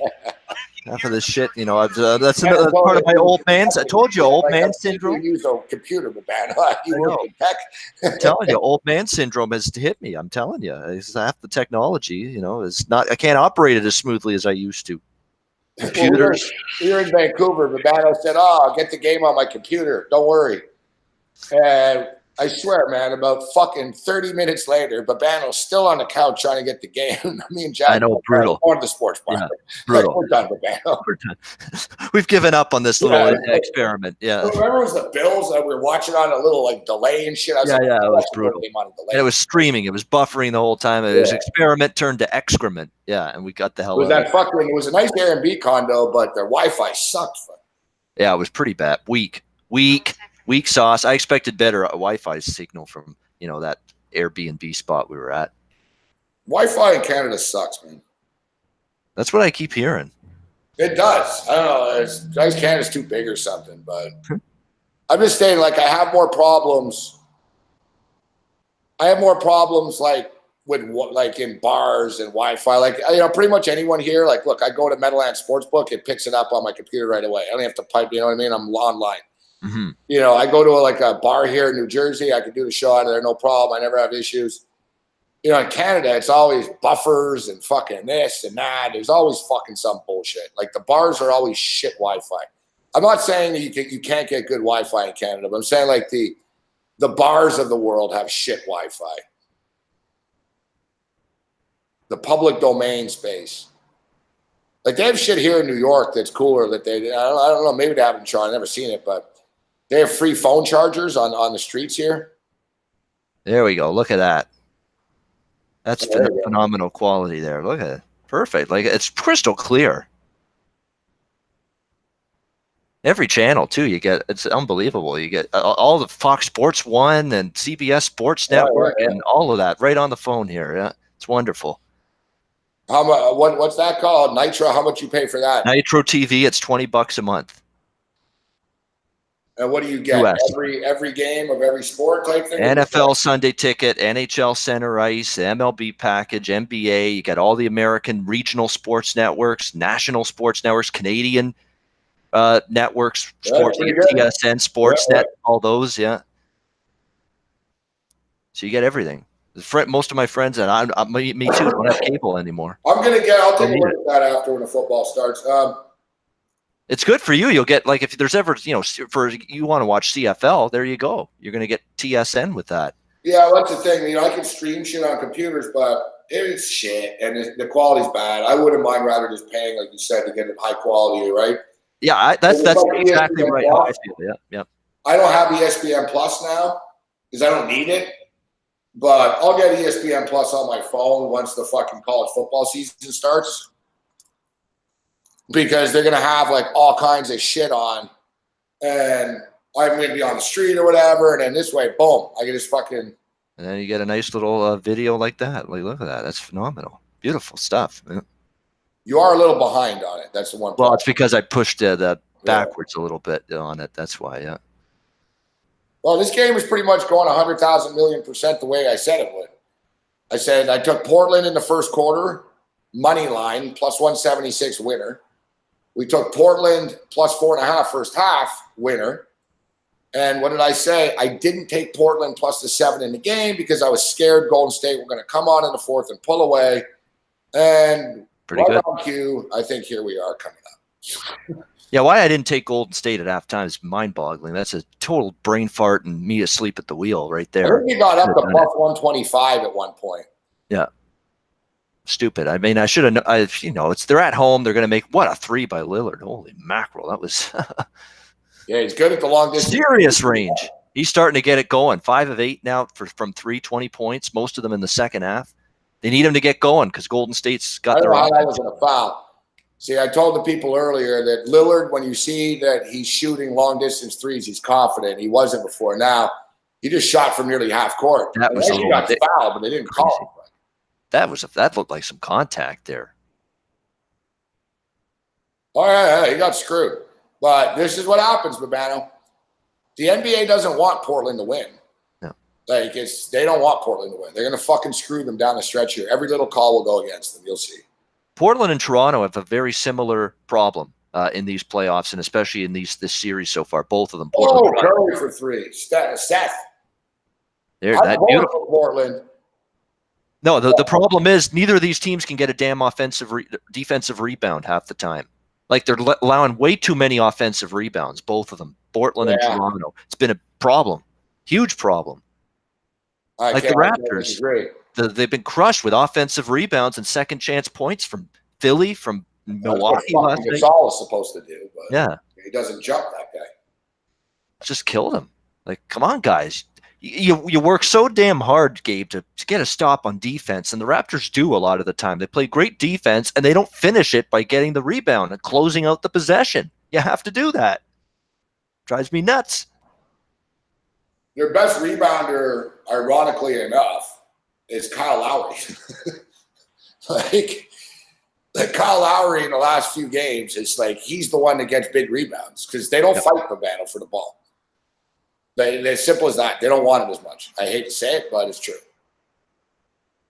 Like Jimmy Butler used to come flying in over fucking Ibaka and Gasol. It's like he just wants it more, guys. Like It's hard to deny that. You would think Gasol and Ibaka for two big guys would show more gumption and more want to and just let's get in there and attack that but rim, big attack dudes that know glass. they fucking hang around a perimeter too much. Like Ibaka's not in the paint much. Yeah, It's a problem. Like for a power forward, he's never in the fucking paint. You know, it's an NBA thing, dude. Like every team's like that. Bavano. It's a frustrating. It's the style of the NBA now. It's not. Yeah, just, half of these big men want to. We can shoot threes now. These big men. Yeah, Look at us. We gotta step out. We love stepping out. It's past a joke now. Like Yeah. Like put it this way. The Raptors would not have beaten Philadelphia if Joel Embiid was smarter, they would have beaten us. And They're better. They have better players than us. Like they would have beaten us. But my point is, Joel Embiid took like fucking 33-point shots, bro, in our series. Yeah, I agree. He settled way too much. Yeah. Way too I'm much. happy as a Raptor guy. I was like, oh, good. Keep shooting the three. Once in a while, we hit him. But I was like, man, Joel Embiid, if you would take it to the rack, we can't stop you. You'd either fucking score or we'd foul you. But he settled for the three all the time. You know what I mean? Yeah, and I don't now. And I also think that Joel Embiid, if he's not dealing with knee injury, this and boiler stomach issue, that, and respiratory inflammation, that, they probably would have had a better chance to win that series too and send Toronto home. Yeah, you know what though? I was gonna say I thought you were gonna say if he was healthy, if he was in better shape, because a lot of that illness shit it's on him, bro. Not taking care of himself well enough. Yeah, like look at him compared to the Greek Freak. From a conditioning perspective, it's not Marler's all muscle and shit. He's in good shape. The Greek Freak looks like a Greek fucking god. You know what I'm saying? He's fucking, he's in shape, man. They're banging in the paint, and you know what I mean? Yep. Joel Embiid, man, the guy's sweating and shit like crazy with that right away. You'll see he's sweating. He needs to go to the bench. You see, he takes himself out all the time. He puts his hand up. And I didn't really realize this about him, but I guess he only eats junk food and shit.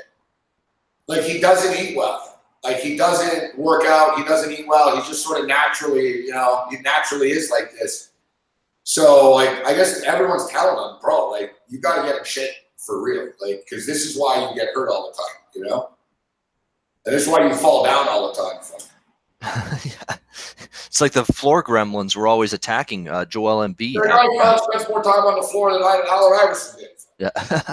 No, I swear to God, man, every play he fought, every play. Yeah.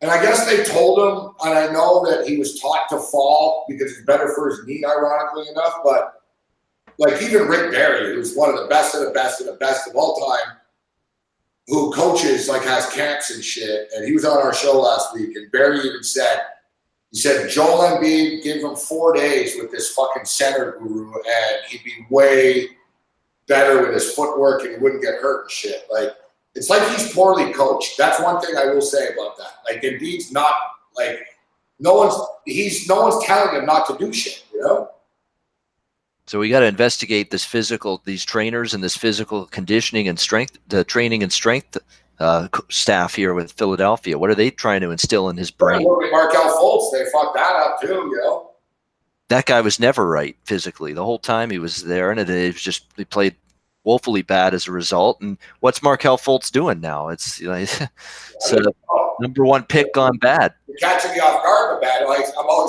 NBA, you're catching me off guard. I'm like, fuck, you got traded somewhere. Didn't he fucking? You're right. Orlando? No, not Orlando. Not Orlando. But yeah, I hit the traded fucking to an abyss. Like it wasn't. Well, I'm drawing a blank. I swear to God. Yeah, Orlando. He's with Orlando. You got it. Ding, ding, ding. Orlando, it is. Yeah. You know why I'm drawing an abyss? Because he didn't play when he got. I never even saw the damn guy. Did you see that guy on the floor once against Toronto? To Orlando. That's it. Did you see him once against Toronto in that series? No. What was he doing? Playing tiddlywinks, picking his nose on the bench? Oh, I didn't see him on the floor. He's probably on a fucking couch somewhere on the street. Like he's got like sports. Like he doesn't have like issues with that. You know what I mean? Like I'm not making light of it, like like the depression or whatever, or any psychological problem he has. I'm not making fun of him, but he doesn't like he's not like he's normal. Like he doesn't have any issues in real life. Like it's not like he's strange or he's got a social this or whatever. He's got no problems. But for some reason, when he's on the court, he fucking got major mental problems. You know what I mean? Like he's got the yips, bro. He can't shoot the ball anymore. Like he does this. Like it's a weird thing. Like he can't, like in college, bro, he's smooth. He just shot. And suddenly he can't shoot. Like he fucking stutters and shit. It's very bizarre, bro. Yeah, you're right. I think he was a really, really good shooter with the Washington Huskies, in his college days. And, it was a great scorer. It was weird. You know what I mean? He wasn't great. Like, it wasn't like Curry 3, but like, he could shoot. You know what I'm saying? Like, he wasn't like awkward. Like, he's awkward now. Like, he had free throws with Bano. He double clutches. Like, he literally does this with his hand. And it's like, bro, like, what the fuck are you doing? Like, fucking. And they were like, it was just last night. And I don't know if you know, like, if you remember Chuck Knobloch. Yeah, of course. Twin second baseman forever. Yeah. Yeah, Chuck Knobloch, Steve Sachs, Dodgers second base, Yankees, same shit. Rick Ankiel. Remember Rick Ankiel? Oh, yes. Rick Ankiel was a great pitcher of the Bano. Like, as a rookie, he was fucking good at shit, right? I don't know how many games he won. He was, like, one of the top prospects. He was fucking good. And then, like, 3 years in, bro, he can't throw the ball over the plate. Like, I'm not talking about he had control problems. I'm talking about, like, he threw it into the stands and shit. Can you imagine, like, one day you're fucking throwing 97-mile-an-hour fastballs down the middle. Mowing them down, and then the next day you show up doing the exact same thing, and you throw it, and it fucking hits the net behind it. You know what I mean? Yeah. You do it again, you put it in the dugout. Like, bro, like he could not throw the ball straight. Like he did not know where it was going. He had to become an outfielder. He had to end his career as a hitter and as a position player. Exactly. Yeah, that's how he ended his career. Yeah, hitter. So it shows how good of an athlete this guy is. But once you're fucked in the head out there, you're fucked. You know. Well, what do they say about athletes? It's a mental game as much, if not more, than a physical game, and it often is. Ellis Valentine was the right fielder at the Expos when I was a kid. He was like an all-star and shit. He was fucking good. He was like one of the best. He was getting better and better. He was like all-star and great. He got hit in the fucking face with a baseball. Mm-hmm. He was batting, and it broke his fucking cheekbone. And he was never the same after. Like he admitted, I had him on. He told me, he said, Gabe, he said, after I got hit with that fastball, I was just never the same. He goes, I never recovered in the box. And he even wore like a face guard and shit. And he was never the same. Like I sympathize with him after, you know what I mean? Like it was like he couldn't dig in like he used to after getting smacked in the face, you know? I sympathize with him because I know for a fact if I had to go through some shit like that, I'd be 10 times worse. It'd be traumatizing for me. You see in the UFC, some people who land on the UFC, once they get knocked out, they're fucking done, bro. Yeah.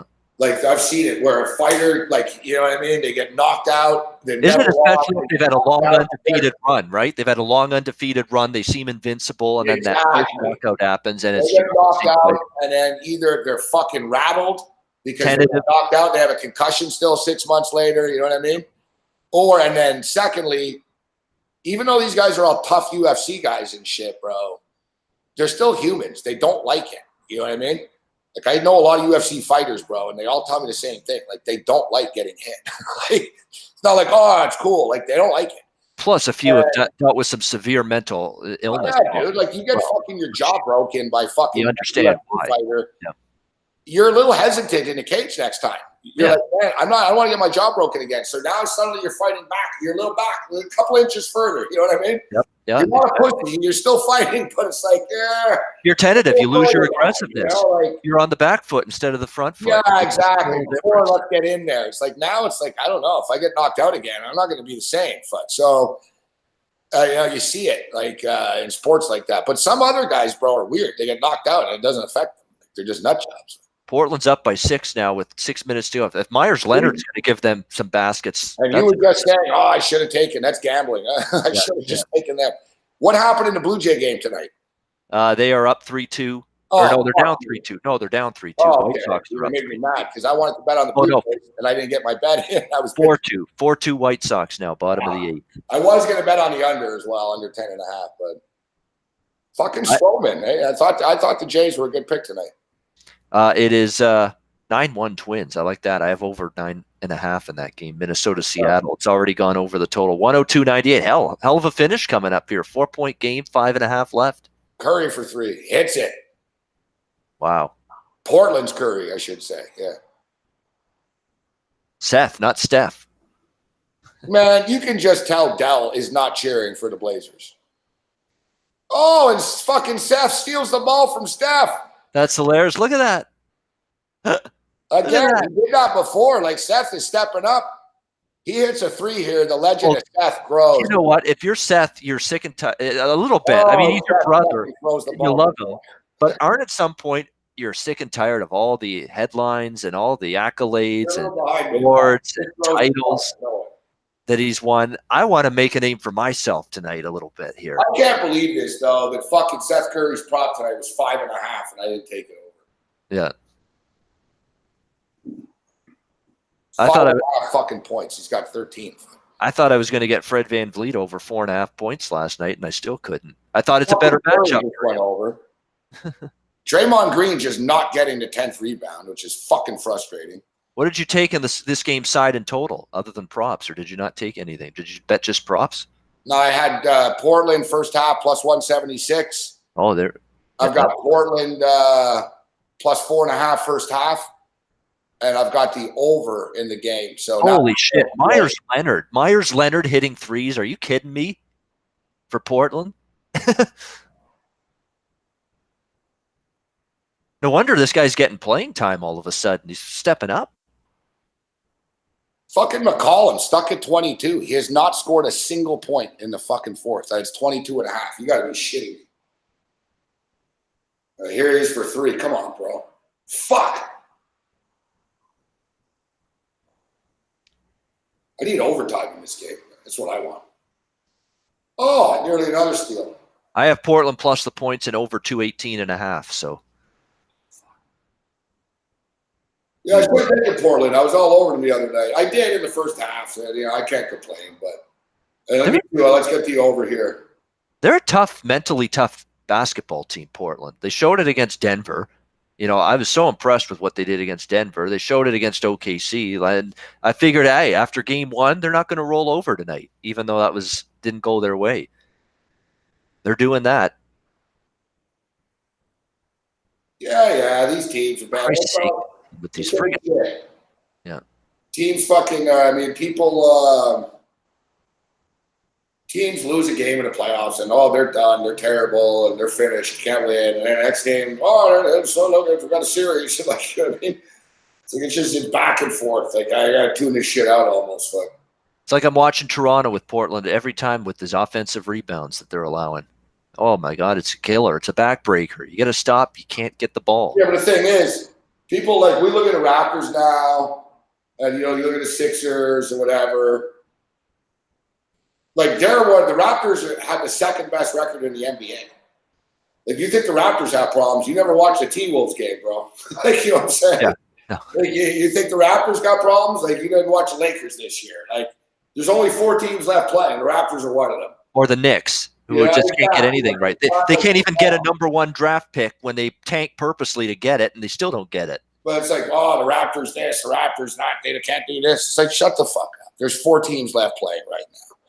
Right? It is what it is. I can go through every team in the NBA and tell you how flawed they are. Fuck. No. Which, by the way, for all his flaws of Stephen A. Smith and all the mistakes and screw ups he's made and confusing players and getting things wrong, especially football when he's talking about that, the way why he earns his money with ESPN is for yesterday when he's doing this epic rant about the Knicks screwing up getting that number 1 pick and how pissed he is as a Knicks fan. Yeah, the Knicks screwed it up. I mean, it was a lottery ball. Yeah. The Knicks didn't screw it up. But he's ranting and raving. Things never go right for the Knicks. The one thing he is, he's entertaining. And he's an idiot. You know what? I don't like ripping Stephen A. Smith because he's a nice guy, but I don't watch him. I don't care what he says. But he's on at the fucking sports book, and I go there during the day all the time. And I have ESPN on a lot in the background and shit. And I wonder, like you said, football he knows nothing about. Oh, it's brutal. He made some terrible, egregious, terrible blunders with that. But even his NBA takes are fucking bad. And he thinks he's like the king of the NBA and shit because he's fucking covered the Sixers before or whatever. But yeah, he annoys me. So does Coward. I didn't see it too. Somebody sent me a thing. It's Colin Cowherd, Odell Beckham, and fucking Cowherd. Baker Mayfield and Beckham are ripping Cowherd on Twitter tonight. Cowherd is usually giving people reason to rip him, so I'm sure it's valid. Basically, Colin Cowherd, I think today did a fucking thing about Odell Beckham selfish and. Well, that's the thing. Smith, at least, is a genuine guy. He's kind of funny and entertaining. Cowherd's just dislikable. He's not likable. Yeah, no, you're right. Stephen A. Smith isn't unlikable. You're right. If you don't like his act or whatever, I get it. But you're right. Stephen A. Smith's actually a nice guy and shit in real life. But Cowherd's just a douchebag. Oh, yeah. He rebels in being a douchebag. And Cowherd did a thing about how Beckham, because Beckham's not showing up in Cleveland ever. He never shows up for these optional camps still. And it's becoming a little bit of a problem now. Cleveland's getting a little pissed that Beckham's not showing up. And so, of course, Cowherd does a big thing about how Beckham's a fucking cancer and blah, blah, blah, blah. And fucking Odell Beckham went on Twitter and said, this is why fucking we don't like the media. And Cowherd goes off, and then Beckham shows a fucking screenshot of fucking text messages from Cowherd. Pulling for you, all the best, blah, blah, blah, blah. Just showing that he's a two-faced bastard. That's exactly what he's exposing him as, yeah. And Beckham said, he goes, it's funny. He goes, when you meet these media types, he goes, this is how they talk to you when they see you. And he shows the message, wish you the best, pulling for you. And he goes, yeah, in real life, this is what they say. And he's like, fuck them, basically. And Baker Mayfield hopped in, and Baker Mayfield hates Colin Cowherd. So fucking Baker Mayfield. The only thing was the Browns. The Browns should be less concerned with Colin Cowherd and just worry about their own business. You know what I'm saying? Yeah. Don't worry about Colin Cowherd. That's going to be a three free throws for Steph Curry there. Brutal. Yeah. Colin Cowherd, he's not the die-in-the-wool, rough-and-tumble sports fan. He's not. He watches the sports every night. I've said this millions of times. He's in his little mansion and big house in Malibu in his bathrobe sipping a gin and tonic at this time of night, probably watching this game. That's probably how he watches. Cowherd's not stupid. Yeah. That's one thing. Cowherd's smart at football. His picks don't suck and shit. Cowherd's not a stupid guy. That's why it's annoying, because he knows what he's doing. I don't know. To me, Colin Cowherd, he's the Sean Hannity of fucking sports. Yeah. He doesn't really believe. He doesn't care. He doesn't need to believe what he's saying. No. Right? But neither does Skip Bayless. Neither of these. If you want to make millions of dollars, you've got to screw bullshit, bro. Yeah, you got to hook people in and, just get them talking about what a moron you are or what. I'd rather be someone like Amani Jones, though. Amani Jones doesn't do that shtick bullshit. He speaks his mind, and he's honest, and he still makes $1 million a year now. So I'd rather be Bomani Jones and make $1 million than fucking some jackass clown to make $3 million. Yeah, that's definitely a logical approach. Fucking McCollum, bro. He just keeps missing threes. He keeps taking threes. I'm going to lose this prop again by half a point. I'm getting sick of these fucking props, man. They need to stop now with Golden State with the ball right here. Down by 2. Got to get the ball back. There you go. It's good analysis, but panel. I know they need to stop. I'm just trying to for my plus 7.5. We don't want that squeaking out. But Bano's giving us some Bill Walton insight here. They need to stop down too. I need a point from McCollum. 1 point. Wow, come on. He's got to give it. That should have been a foul. Oh, Curry for 3. Holy shit. Seth Curry. Seth Curry. The game of his life. I'm not the only Curry. My brother's not the only Curry that can ball. So Seth Only proved. Draymond Green and the Golden State Warriors would fucking alley-oop a fucking in a playoff game with fucking down 1. Just put the damn thing in the net. That's his goal. Like, it's how good they are. Like, look at this. Like, hey, I'll just fucking throw it up here to you. Like, Got the over cashes for sure now. Now we just need Portland to wrap this up.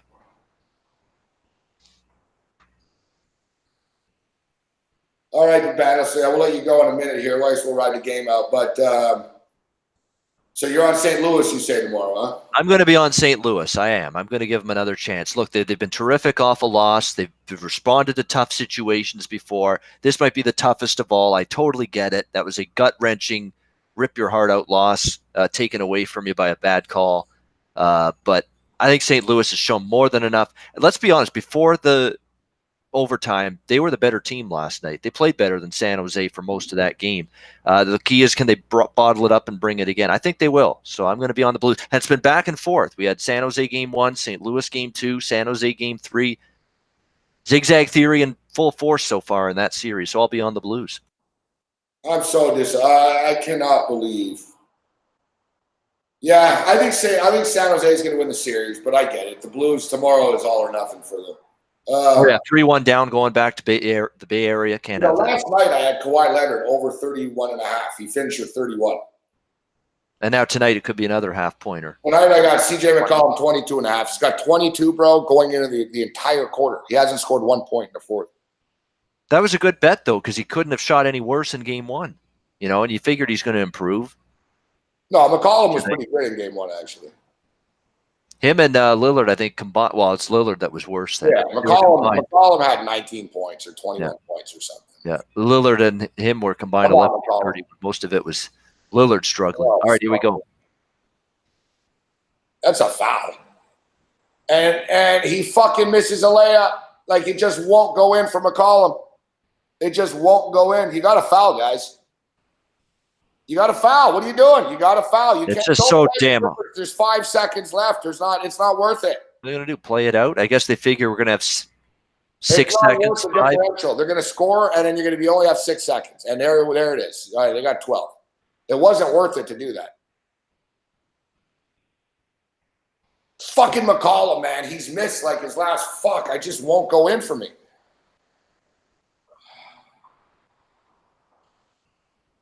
Yeah, now you got to worry about your 7. Shit can get weird now here. Well, it goes to overtime, and who the hell knows what's going to happen? That's the thing. I'll tell you what. No, you don't play that out, Cody. That's crazy. While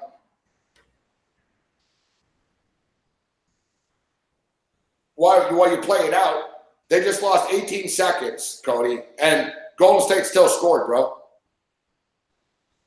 You lost 18 seconds, and Golden State just scored. Like, what was the point? What did you gain out of that besides losing 18 seconds? They're fucking lucky that Golden State decided to score that quickly.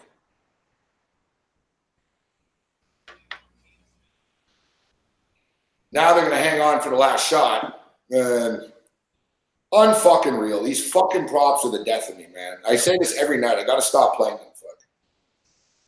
You say I'm good at them, and I am, but fucking I'm losing by half a point every night, but bad. That's what it seems. I won a few of them, but majority of your losses are like half a point. They're brutal. They're as tough as it can get. I know, but they're still losses, you know?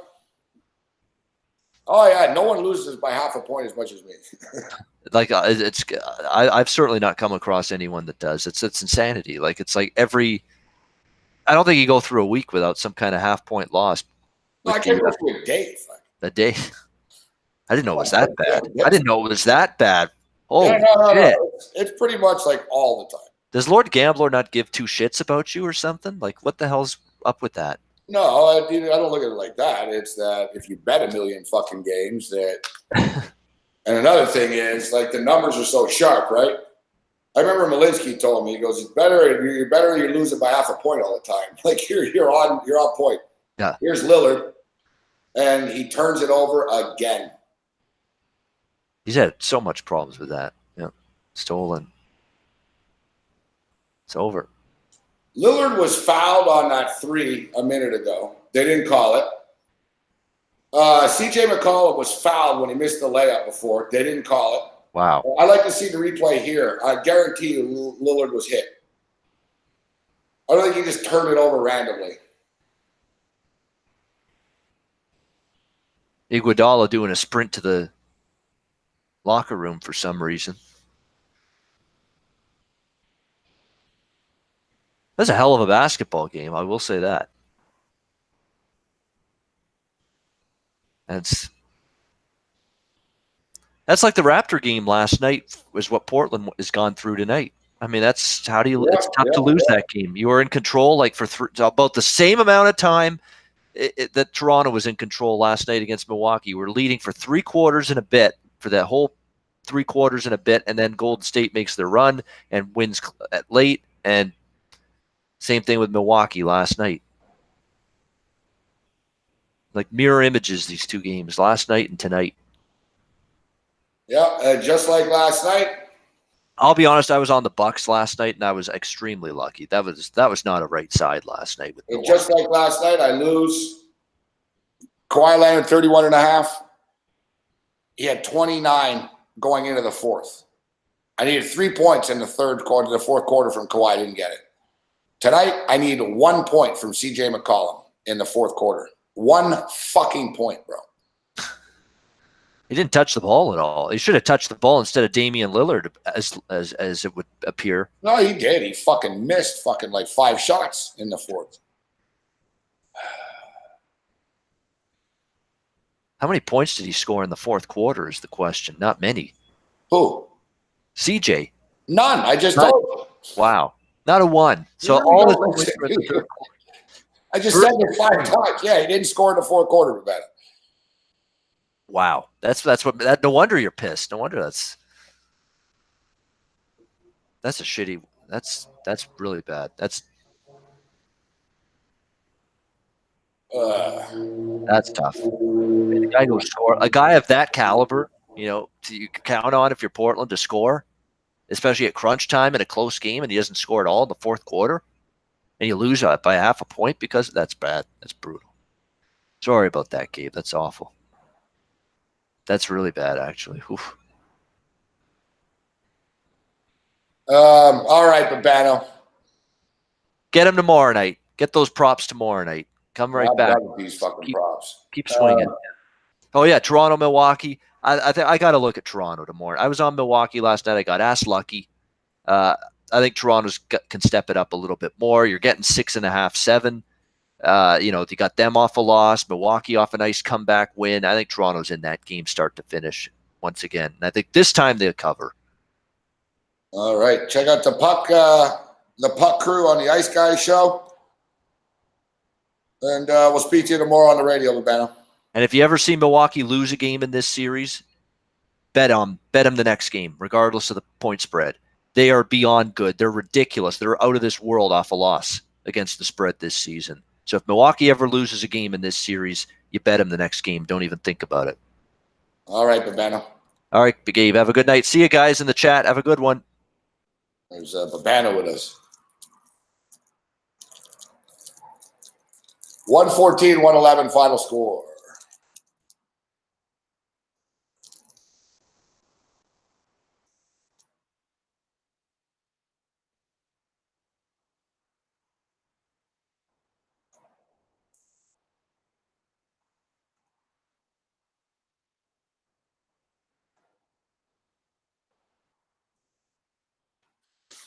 I said, I like Steph Curry and I like the Currys, but it's a little much. Like right now they're showing, like the parents are like walking off the floor with the team and shit. It's like I've never seen parents around their fucking kids as much. We get it.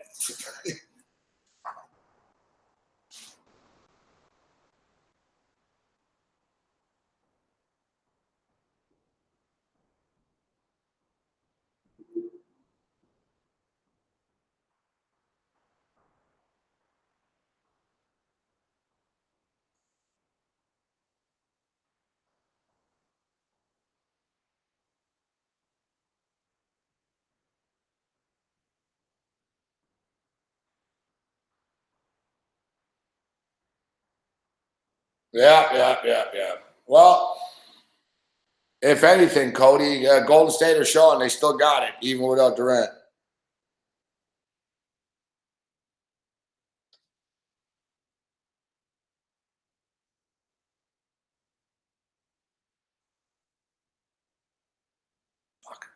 I would have won more. I would have shown some profit here. I made a little, but would have made more. But I played a stupid in game when I was there. I shouldn't have done that.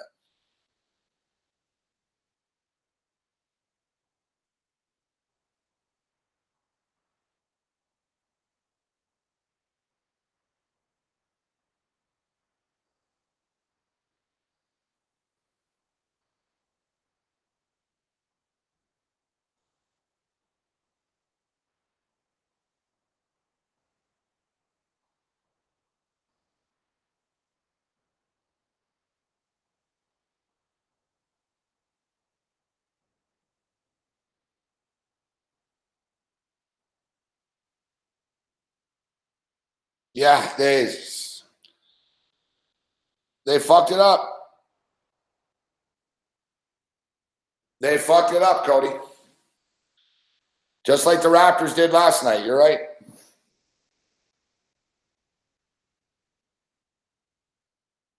Listen, I'm not going to rip them. It is what it is. They're not as good as Golden State are, but you're right. That's why they're not going to win, right? It's the difference.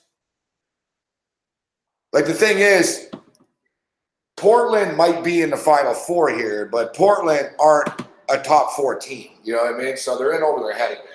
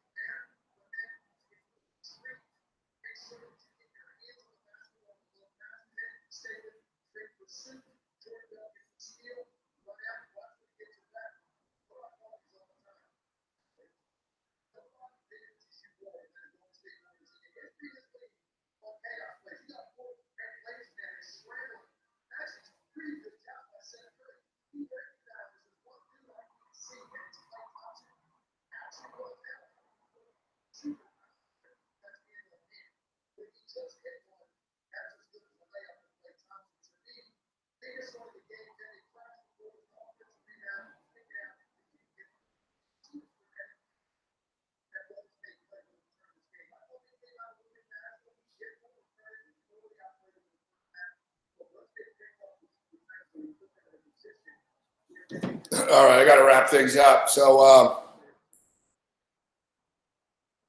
I see Jazz in the chat. Tomorrow, Jazz, we'll get a card going here.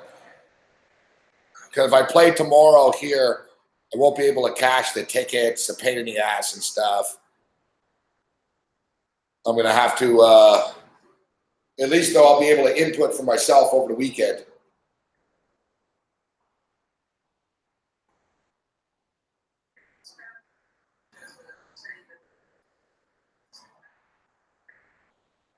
I'll be able to fucking, I got to figure out what to do with this Raptor game tomorrow. I don't share Babano's confidence. I already have a Raptors future, too. I played the Raptors to win the series already, so I need them to win no matter what. It might be a case where I just back off tomorrow. Raptor props are hard, too. Their players are unpredictable. Sunday, when they're at home, I'll be able to get a good handle on them. They'll win Sunday at home no matter what happens tomorrow. My gut instinct tells me they lose tomorrow again. Everyone gives up on them. The game will be close to a pick-em on Sunday, and the Raptors will win. And then the really tough one will be fucking Tuesday night, and that'll be the series. If they can tie 2-2, then we got a series. If they go down 3-1, they're fucked. That's how this is going to play out, most likely. I hope I'm wrong. But we'll figure it out. We've got time. All right, it was a plus night.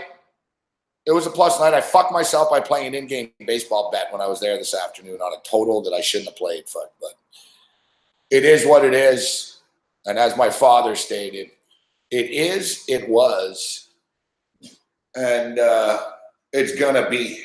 Other than that, you're on your own. Later.